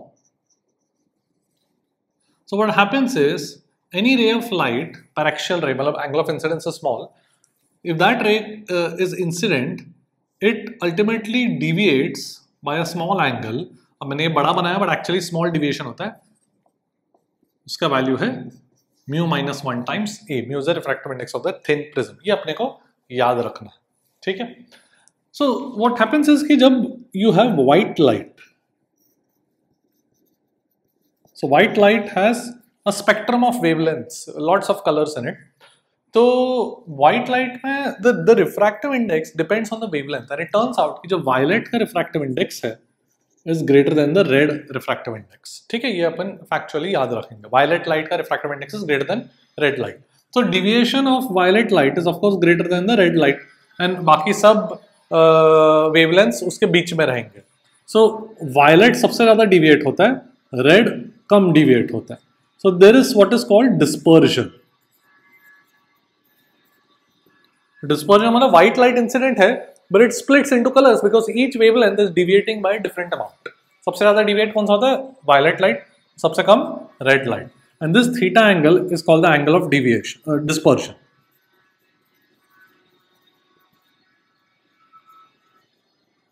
तो थीटा का वैल्यू कितना हो जाएगा? एंगल ऑफ इंसिडेंस से कितना डिविएट वायलेट लाइट हुआ माइनस कितना डिविएट रेड लाइट हुआ. So angle of deviation of violet minus angle of deviation of red.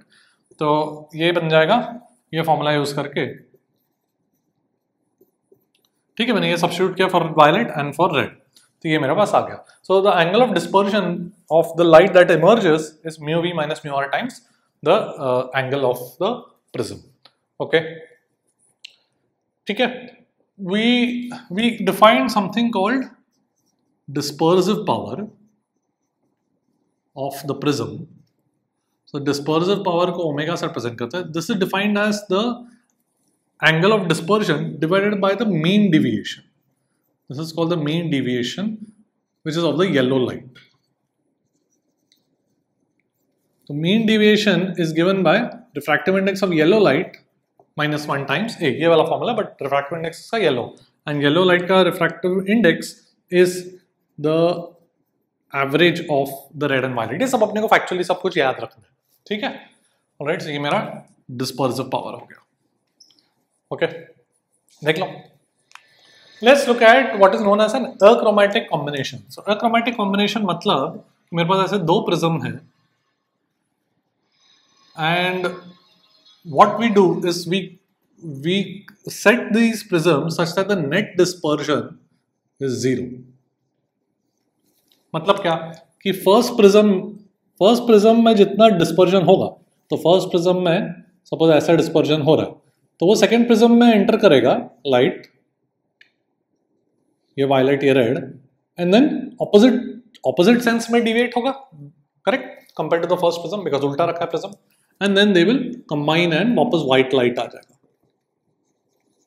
So basically the dispersion angle in the first prism, जितना disperse हो रहा है first prism में, उतना ही वापस disperse होना चाहिए in the opposite sense in the second prism, and therefore you will get the white light again. ठीक है, तो इसका कंडीशन क्या हो जाएगा? mu v minus mu r in the first prism into a1 बोलता हूँ इसका angle should be equal to mu v minus mu r in the second prism into a2. All right. So this is the condition for achromatic combination where net dispersion is 0. ठीक है, देख लो. Let's look at a question that came in J 2022. तो मेरे पास दो prisms है, इसका angle 60 degree, इसका angle 5 degree, इसका रिफ्रैक्टिव इंडेक्स 1.55, इसका रिफ्रैक्टिव इंडेक्स 1.5. येलो लाइट का दिया हुआ है, नो डिस्पर्जन बोला हुआ है इस कॉम्बिनेशन का, और बोला गया कि the net average deviation is 1/x degrees, find x. तो यहाँ पे बेसिकली एवरेज डिविएशन मतलब येलो लाइट का डिविएशन पूछा गया. ठीक है, तो फर्स्ट प्रिज्म में येलो लाइट का डिविएशन कितना हो जाएगा? ऐसे एंगल ऑफ इंसिडेंस है तो ऐसे बेंड करेगा in the clockwise sense, right. तो कितना हो जाएगा? μ1 which is 1.5 - 1 times a which is 6 degree. ठीक है, तो ये बन जाएगा 3 degrees. Alright, and second prism में the deviation will be in the opposite sense. जो रे ऐसे आ रहा है वो ऐसे डिविएट करेगा, तो कितना हो जाएगा? 1.55 - 1 टाइम्स 5 डिग्री. तो ये बन जाएगा 0.55 इंटू 5 डिग्री, ठीक है। तो ये कितना बन जाएगा 2.75 degree, correct. So net deviation कितना हो जाएगा, these are in the opposite sense, ये क्लॉकवाइज में है और ये एंटी क्लॉकवाइज में, तो we have to net division we have to subtract, so 3 minus 2.75 degree, तो 0.75 डिग्री, सॉरी 0.25 डिग्री, तो ये बन जाएगा 1/4 डिग्री। सो x का वैल्यू 4, ठीक है। तो ये सब्ट्रैक्शन मतलब ऐड मत कर देना, वो बस ध्यान रखना, देख लो। Let's look at a question that came in JEE 2023. A thin prism P1 with angle 6 degrees and mu is equal to 1.54 is combined with P2 with mu equal to 1.72 to produce no average deviation. तो जब अगर कुछ बोला नहीं गया refractive index किस wavelength का है, तो अपन वो एवरेज रिफ्रैक्टिव इंडेक्स ले लेंगे, मतलब किसका, येलो, ठीक है। येलो लाइट का वेवलेंथ, येलो लाइट का रिफ्रैक्टिव इंडेक्स ये दिया गया है अपने को, okay. So no average deviation बोला गया। So we have two prisms, they have to be combined in opposite sense so that the deviations cancel out, because average deviation net कितना है, 0, ठीक है। सो बेसिकली पहले वाले में जो क्लॉकवाइज डिविएशन होगा, दूसरे वाले में वही अपने को एंटी क्लॉकवाइज उतना डिविएशन चाहिए। So I can just write delta 1 should be equal to delta 2, correct. So delta 1 कितना हो जाएगा, फर्स्ट प्रिज्म में कितना डिविएशन हो जाएगा, mu minus 1, so 1.54 minus 1 into A 6 degree should be equal to delta 2 1.72 minus 1 into 82 which is unknown to us, ठीक है। तो ये बन जाएगा 0.54 into 6 should be equal to 0.72 into 82, ठीक है। सो 18 3 जा 18 4 जा, so A2 would be equal to 18/4 which is 9/2 मतलब 4.5 डिग्री, ठीक है। सो माय आंसर ये, ओके, देख लो।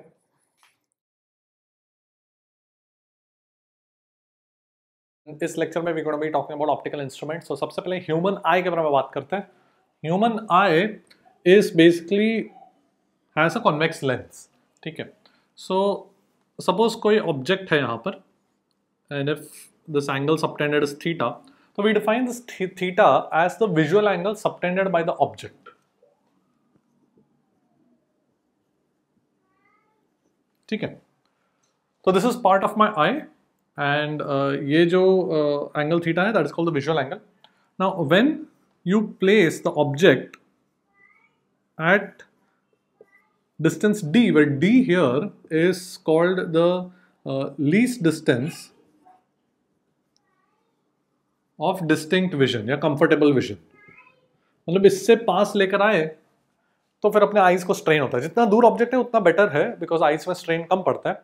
But d distance, which is approximately 25 centimeters for humans, तो that least distance of distinct vision, वहाँ पर अगर ऑब्जेक्ट रखा and you measure the visual angle there, let me call that visual angle as theta naught, ठीक है। So theta naught is the visual angle when the object is placed at the least distance of distinct vision. ये जो d है वो as के साथ बढ़ता है, alright, इसलिए older people find it harder to read because the closer the object is to you, the more strain it puts on your eyes, alright। So ये अपने को टर्मिनोलॉजी पता होना चाहिए visual angle क्या है, alright। So here we are going to assume small angles, and small angles के लिए अगर ये height object का h है, तो I can just write theta naught is h by d, tan theta naught को theta naught लिख रहा हूँ, ठीक है। तो ये अपन याद रखेंगे, and now we are going to look at the concept of angular magnification for optical instruments, starting with simple microscope। तो पहले ये देख लो फिर आगे बढ़ते हैं। So let's come to simple microscope।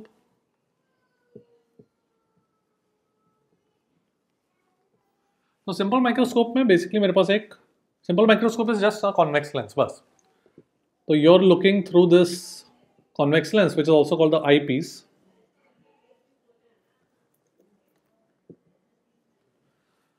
और यहां पर एक ऑब्जेक्ट रखा हुआ है, ठीक है, and it's subtending a visual angle of theta, और उसका इमेज कुछ यहाँ पर बनता है,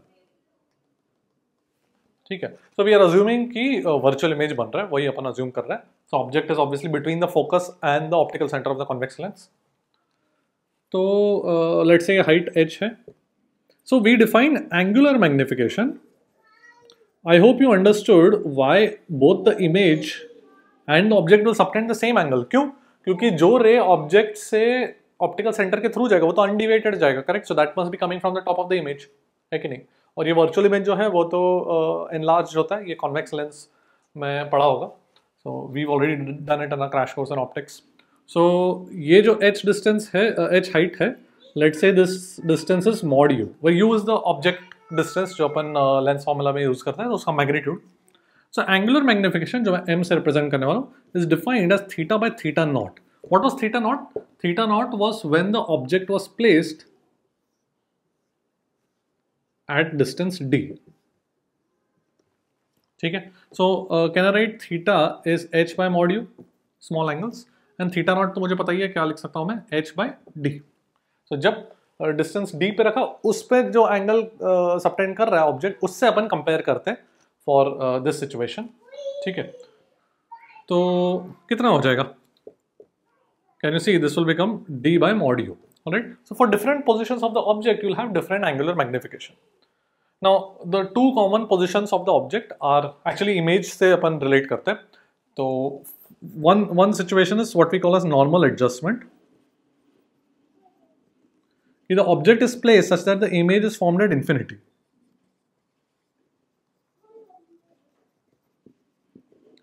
अच्छा, now if the object is placed in such a manner कि image infinity पे बन रहा है, तो object कहाँ पर होगा? Focus पे, correct? So therefore mod u would be equal to the focal length, so therefore my magnification would be d by f, ठीक है? This is the magnification normal adjustment, alright? Second situation, the other extreme is when is what we call near point adjustment, जहां पे image is formed at d, the least distance of distinction. Basically upon microscope के through जो देख रहे हैं तो image को देख रहे हैं ना, ऑब्जेक्ट को डायरेक्टली नहीं देख रहे हैं। What we are viewing is the image. So basically we are looking at the entire range of the locations of image at which we can view comfortably. So that is starting from D distance से image, D distance से शुरू करके infinity तक we can view it without strain on our eyes. तो अपने को दोनों extreme positions पे I want to figure out the angular magnification. तो एक तो इन्फिनिटी पे निकाल दिया अपन ने, and now when the image is as close as it can be, which is at distance d, so when the image is formed at d, let us figure out कि magnification कितना होगा। So for that I'll need to figure out कि ये object का distance कितना होगा, है कि नहीं? So I suggest तुम try करो, because now it's very simple, just lens formula लगाओ, you know image is formed at distance d from the lens, from the microscope, figure out u using lens formula, यहाँ पे substitute करो तो angular magnification आ जाएगा। So quickly try it out, then take a look at what I do. So lens formula के लिए 1 by v minus 1 by u equal to 1 by f में v का वैल्यू माइनस d हो गया, correct? Image is d distance d, virtual है तो minus d। So I have 1 by v minus 1 by u is 1 by f and v is minus d. So I'll have 1 by u, तो मैं u itself is negative मुझे पता है, तो उस minus 1 by u को मैं 1 by mod u लिख लेता हूँ, ठीक है? Because u itself is negative. So 1 by mod u would be 1 by f minus 1 by v, so 1 by f plus 1 by d, और बस मुझे इस 1 by mod u को d से मल्टीप्लाई करना है। सो मेरा एंगुलर मैग्निफिकेशन आ जाएगा, यहाँ पे लिख लेता हूँ, जस्ट d से इस चीज़ को मल्टीप्लाई कर लेता हूँ, तो देखो क्या बन जाएगा, 1 plus d by f, ठीक है? So magnifications will actually vary from d by f to 1 plus d by f, alright? क्योंकि ऑब्जेक्ट का distance will vary from focal length to this distance, so that the image can lie between infinity and d, ठीक है?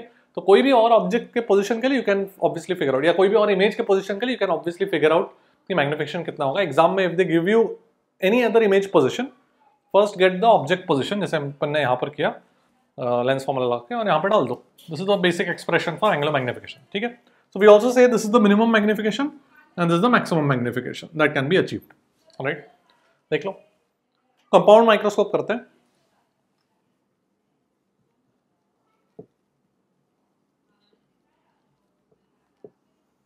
तो compound microscope में मेरे पास एक और लेंस आ जाता है। तो ये मेरा सिंपल माइक्रोस्कोप एक आईपीस था, एक कॉन्वेक्स लेंस, पर अभी एक और कॉन्वेक्स लेंस आ गया। तो you are viewing through this is my eyepiece and this is called objective. तो मेरा ऑब्जेक्ट कहीं यहाँ पर है, एंड ये जो ऑब्जेक्ट है the microscope is constructed in such a manner कि जो ऑब्जेक्ट का जो इमेज बनेगा that image is between the focus and the optical center of eyepiece. तो ये I1 बोलता हूँ, IO बोलता हूँ, image in the objective lens, और इसका कुछ वर्चुअल इमेज बनेगा. This is the final image in your eyepiece. ठीक है, so you will see an enlarged image. Okay, तो वंस अगेन मुझे ये एंगल चाहिए, ये theta, because that is my visual angle subtended by the image there. वो अगर मेरा थीटा आ गया, so once again my angular magnification is going to be theta by theta naught. What was theta not? The angle subtended by the object when it is kept at a distance d. ठीक है, so I is viewing this image. वो कितना angle subtend कर रहा है उसको अपन compare करेंगे with theta naught. Alright, तो इसमें लेट्स से कि ये हाइट h है ऑब्जेक्ट का, तो लेट्स से कि this distance is UO, mod UO is the object coordinate in the objective lens, this will be VO. ठीक है, नाउ इसका जो हाइट होगा, let me call it h dash. So can I say कि first I am going to once again look at the two locations of the image जो अपन ने simple microscope के लिए भी देखा था. तो पहले नॉर्मल एडजस्टमेंट देखते हैं. नॉर्मल एडजस्टमेंट में image once again forms at infinity. तो if image this final image is forming at infinity, इसका मतलब ये जो डिस्टेंस है वो कितना होना चाहिए? Focal length of objective lens. Correct, ये इंटरमीडिएट इमेज जो बन रहा है ऑब्जेक्टिव लेंस में, अगर वो फोकस पे आ गया आई पीस के, तो आई पीस के फोकस पर आ गया तो वो फाइनल इमेज इन्फिनिटी पे बनेगा. सो देन कैन आई से, नॉर्मल एडजस्टमेंट की बात कर रहा हूँ, ये focal length of eye piece होना चाहिए, FE से रिप्रेजेंट कर रहा हूँ. ठीक है, और ये मेरा h डैश है, तो थीटा कितना हो जाएगा? h dash by FE. Correct. Now h dash को मैं कैसे रिलेट करूँ टू द ऑब्जेक्ट का हाइट? ये ट्रायंगल देख लो. h dash by h should be equal to VO by UO. Correct. So can I write h dash by h is equal to VO by mod of U? Just similar triangles. Okay. हो गया अभी, because I want theta by theta naught and theta naught was h by d. ठीक है, सो मेरा angular magnification हो गया, यहाँ पे कर लेता हूँ, यहीं पे लिखता हूँ. तो मेरा एंगुलर मैग्निफिकेशन हो गया theta by theta not. So h dash को मैं VO इंटू h बाई ये लिख सकता हूँ. So theta by theta not मैं h डैश को मैं ये लिख रहा हूँ, and theta not is h by d. सो ये d बाई h, तो h कट गया and I will have VO bye mod UO into d by FE. तो ये थोड़ा सा ऐसे याद रख सकते हो कि d बाई FE जो था, we found that out as the magnification for the eyepiece. This is like the magnification for the objective lens, तो मल्टीप्लाई हो गया. ऐसे तुम याद रख सकते हो. ठीक है, and what about near point?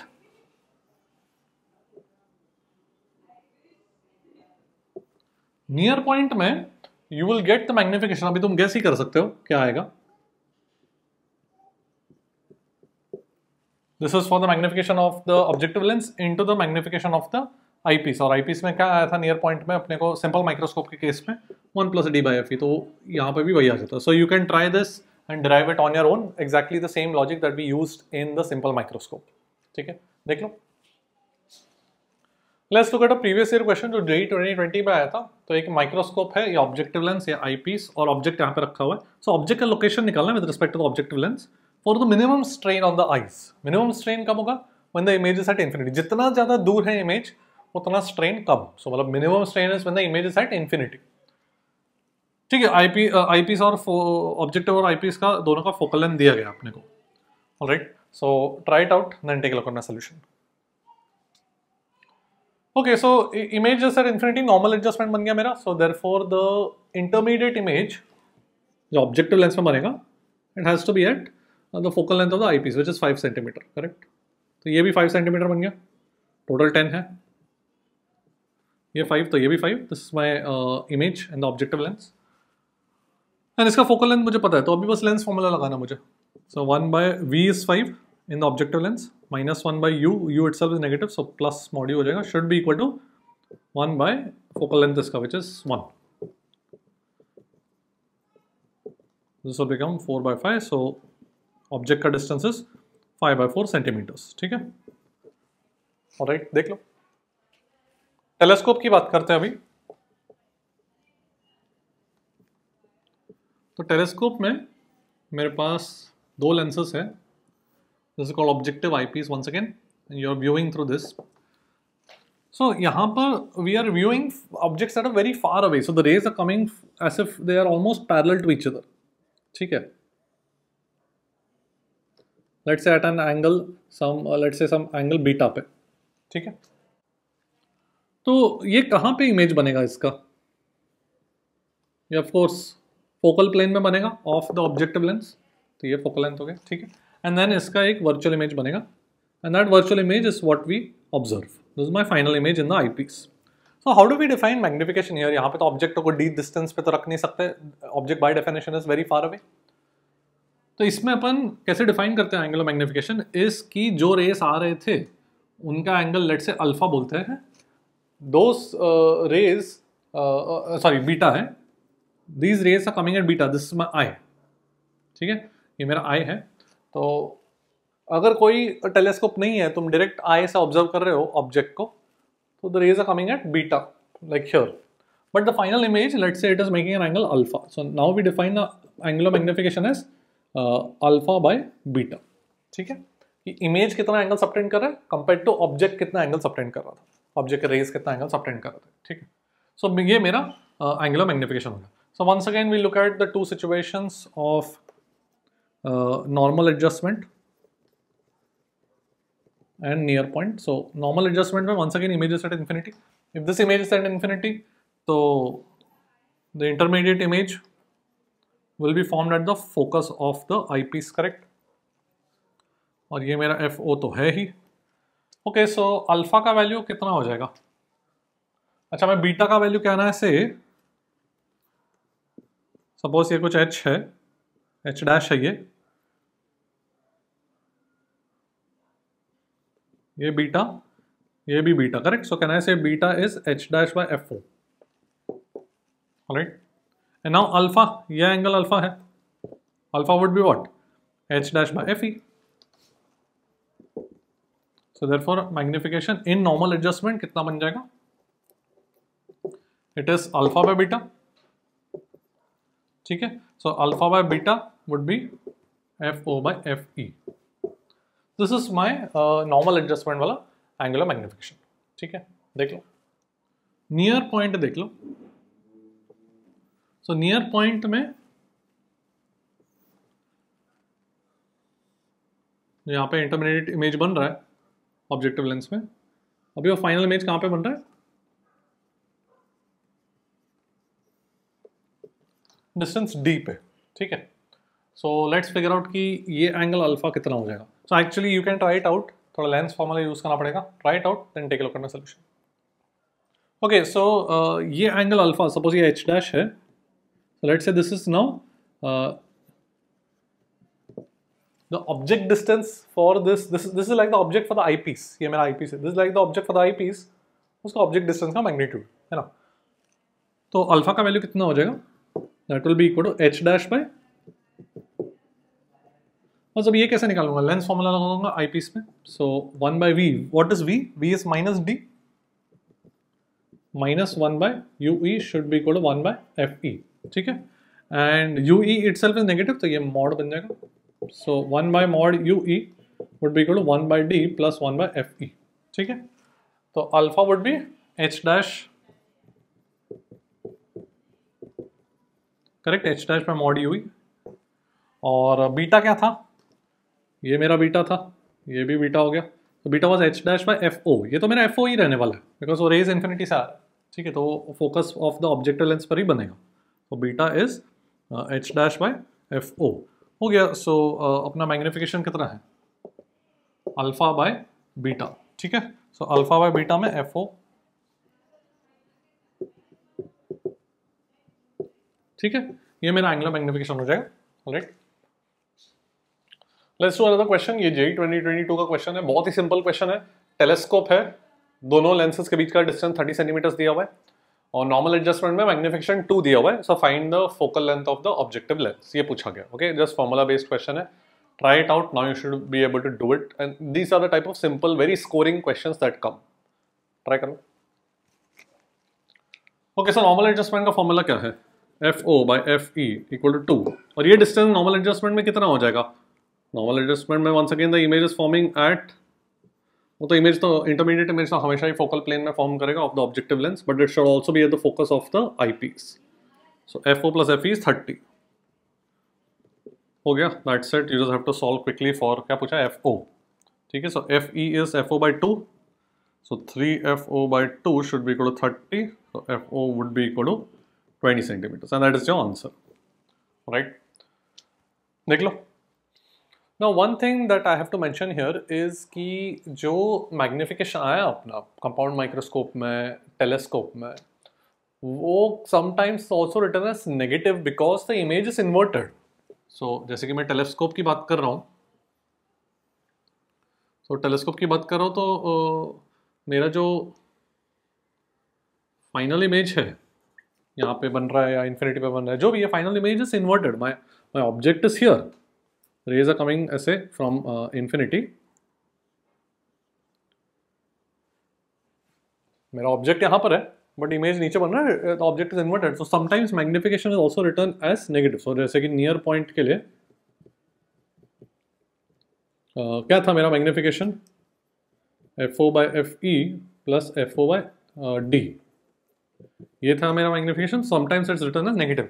सो अब कब नेगेटिव लेना है, कब पॉजिटिव लेना है, वो क्वेश्चन में देख लो। काफ़ी बार क्वेश्चन में लिखा रहता है कि कंपाउंड माइक्रोस्कोप या टेलीस्कोप का मैग्निफिकेशन इज 100, तो वो भी मतलब क्या हो, they are giving you the magnitude, but sometimes they give you -100। इसका मतलब they are giving you with the sign.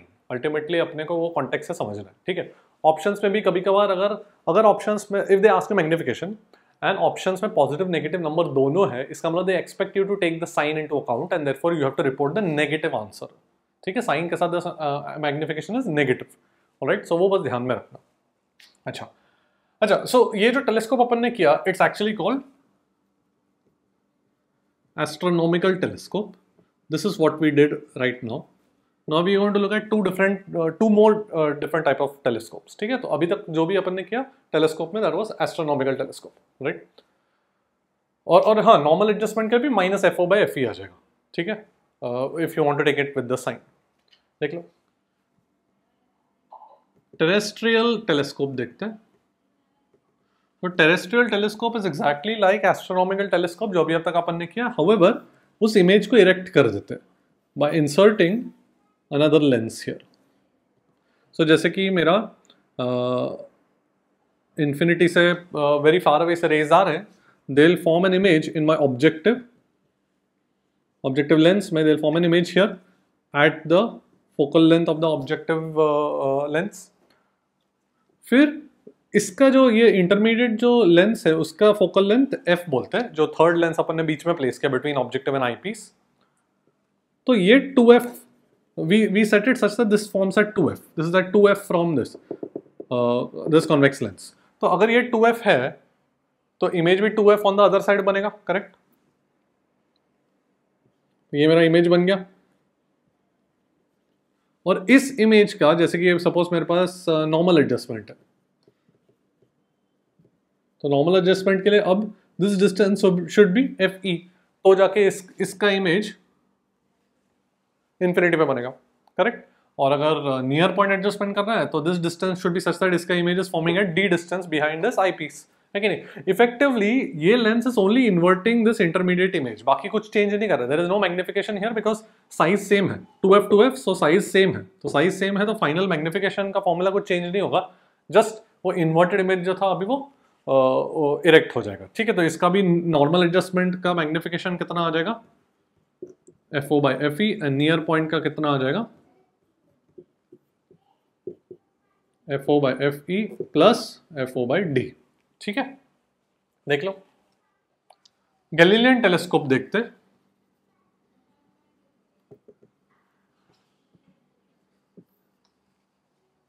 So Galilean telescope में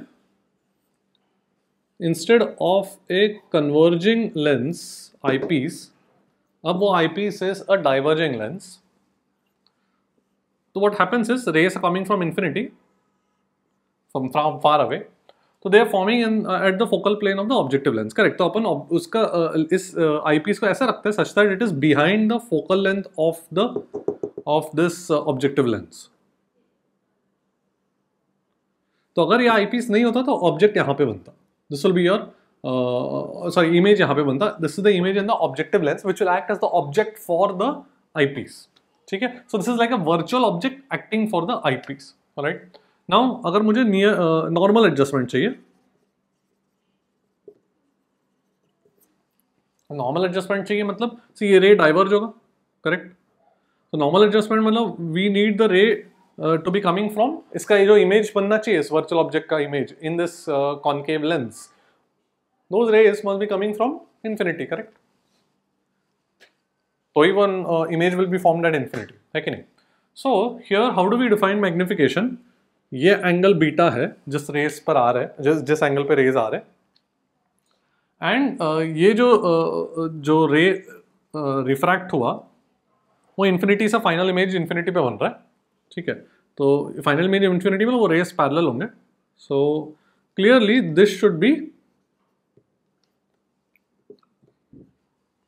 एट द फोकल लेंथ, है कि नहीं. ये जो distance that should be the magnitude of the focal length, because अब ये नेगेटिव है ना, कॉनकेव लेंस है. करेक्ट. तो ही इसका इमेज इन्फिनिटी पे बनेगा. सो बिकॉज इसका इमेज इन्फिनिटी पे बन रहा है, तो ये जो रेज है वो कितने एंगल पे आ रहे हैं, ये ऐसे बनेगा.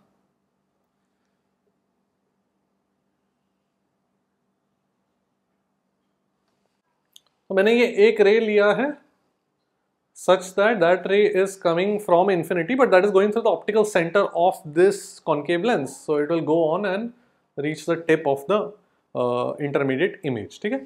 तो भाई ये वाला रे मैं क्यों कंसिडर कर रहा हूँ, बिकॉज दिस एंगल, इसको मैं अल्फा बोलता हूँ. So basically you are keeping your eye here, you are keeping your eye at the I piece. ठीक है. तो आई पीस में रेस कहाँ कितने एंगल पे दिख रहे हैं वो अपने को निकालना है, and therefore my magnification will be alpha by beta. यही अपन ने किया था एस्ट्रोनॉमिकल टेलीस्कोप में भी. तो आई में कितने एंगल पे रे आ रहे हैं वो अल्फा है. ठीक है. तो वो रे अपन ऑप्टिकल सेंटर पे किस एंगल पे आ रहे हैं वो अपन देखेंगे. ठीक है. तो दिस ऑप्टिकल सेंटर पे जो रे आ रहा है that will go to the tip of this image. Now let's say this is H. So ये पूरा लेंथ कितना हो गया, F O. Correct. So can I write alpha, ये भी अल्फा हो गया. So can I write alpha as H by F E. Negative लिखता हूँ क्योंकि F E negative, mod F E लिख रहा हूँ, तो mod F E minus F E है ना, एफ ई खुद नेगेटिव है. एंड बीटा वुड बी, ये beta would be H by F O. So magnification देखो कितना आ जाएगा, beta by alpha minus F O by F E. ठीक है. और ये पॉजिटिव है because F E itself is negative. ठीक है. तो अपन ऐसे याद रखेंगे. So this is my normal adjustment. अगर if I compare it with astronomical telescope,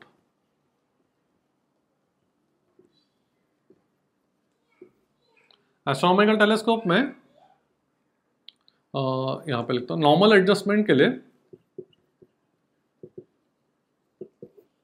magnification कितना आया था, F O by F E. Correct.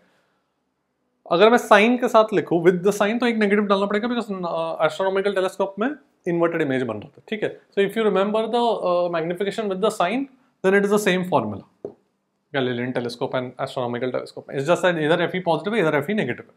Physically we replaced the astronomical telescope में convex eyepiece by a concave eyepiece in the Galilean telescope. तो बस focal length of eyepiece का negative कर दिया.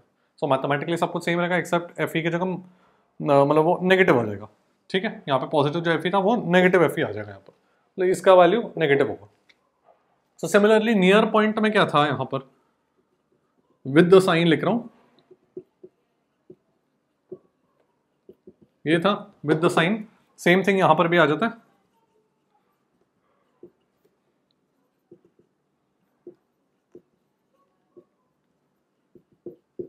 ठीक है.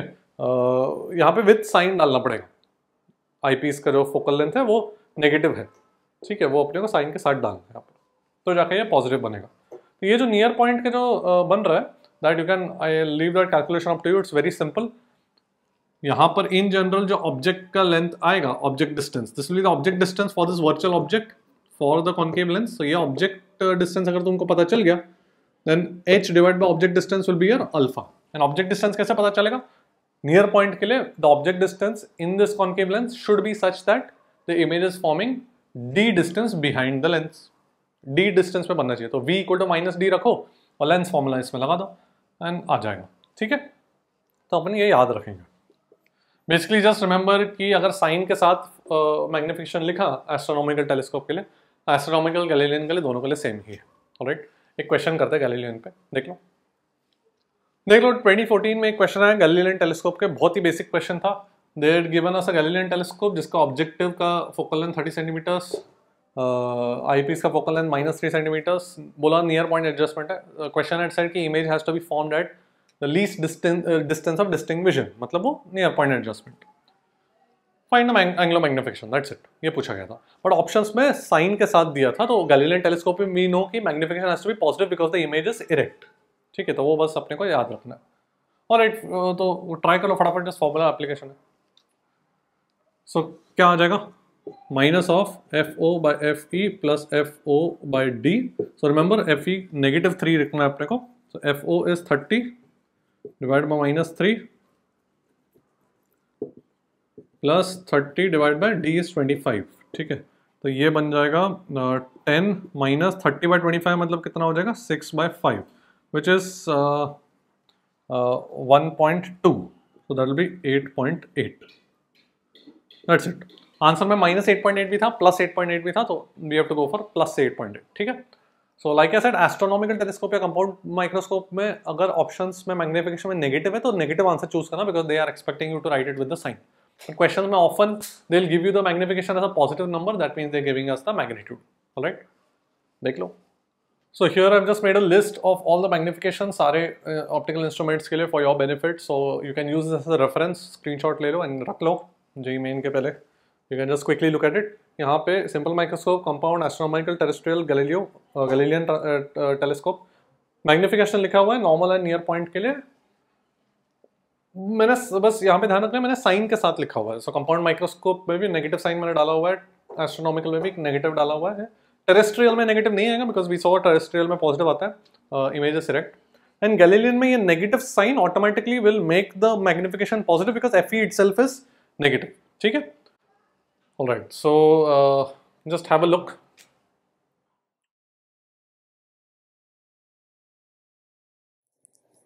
That's it for today. पूरा ray optics हमने खत्म कर लिया है, start to end, theory, concepts and lots of PYQs as always. अब तुम्हारे ऊपर है, you have to solve the last 4-5 years के PYQs on your own, and I'm very confident that after watching this lecture you will be able to solve majority of the PYQs हो जाने चाहिए, right? So let me know in the comment section how you enjoyed the lecture and how these one-shot series lectures are helping you out, and do keep sharing these videos with whoever you know is going to appear for JEE Mains 2025. It will keep my motivation for this one-shot series going strong. And also comment section में मुझे ये बताना कि तुमको next chapter कौन सा चाहिए। Let me know whether we start with electrostatics or we do something like SHM and waves. Just let me know in the comment section and I will see you next time and I will see you at the top.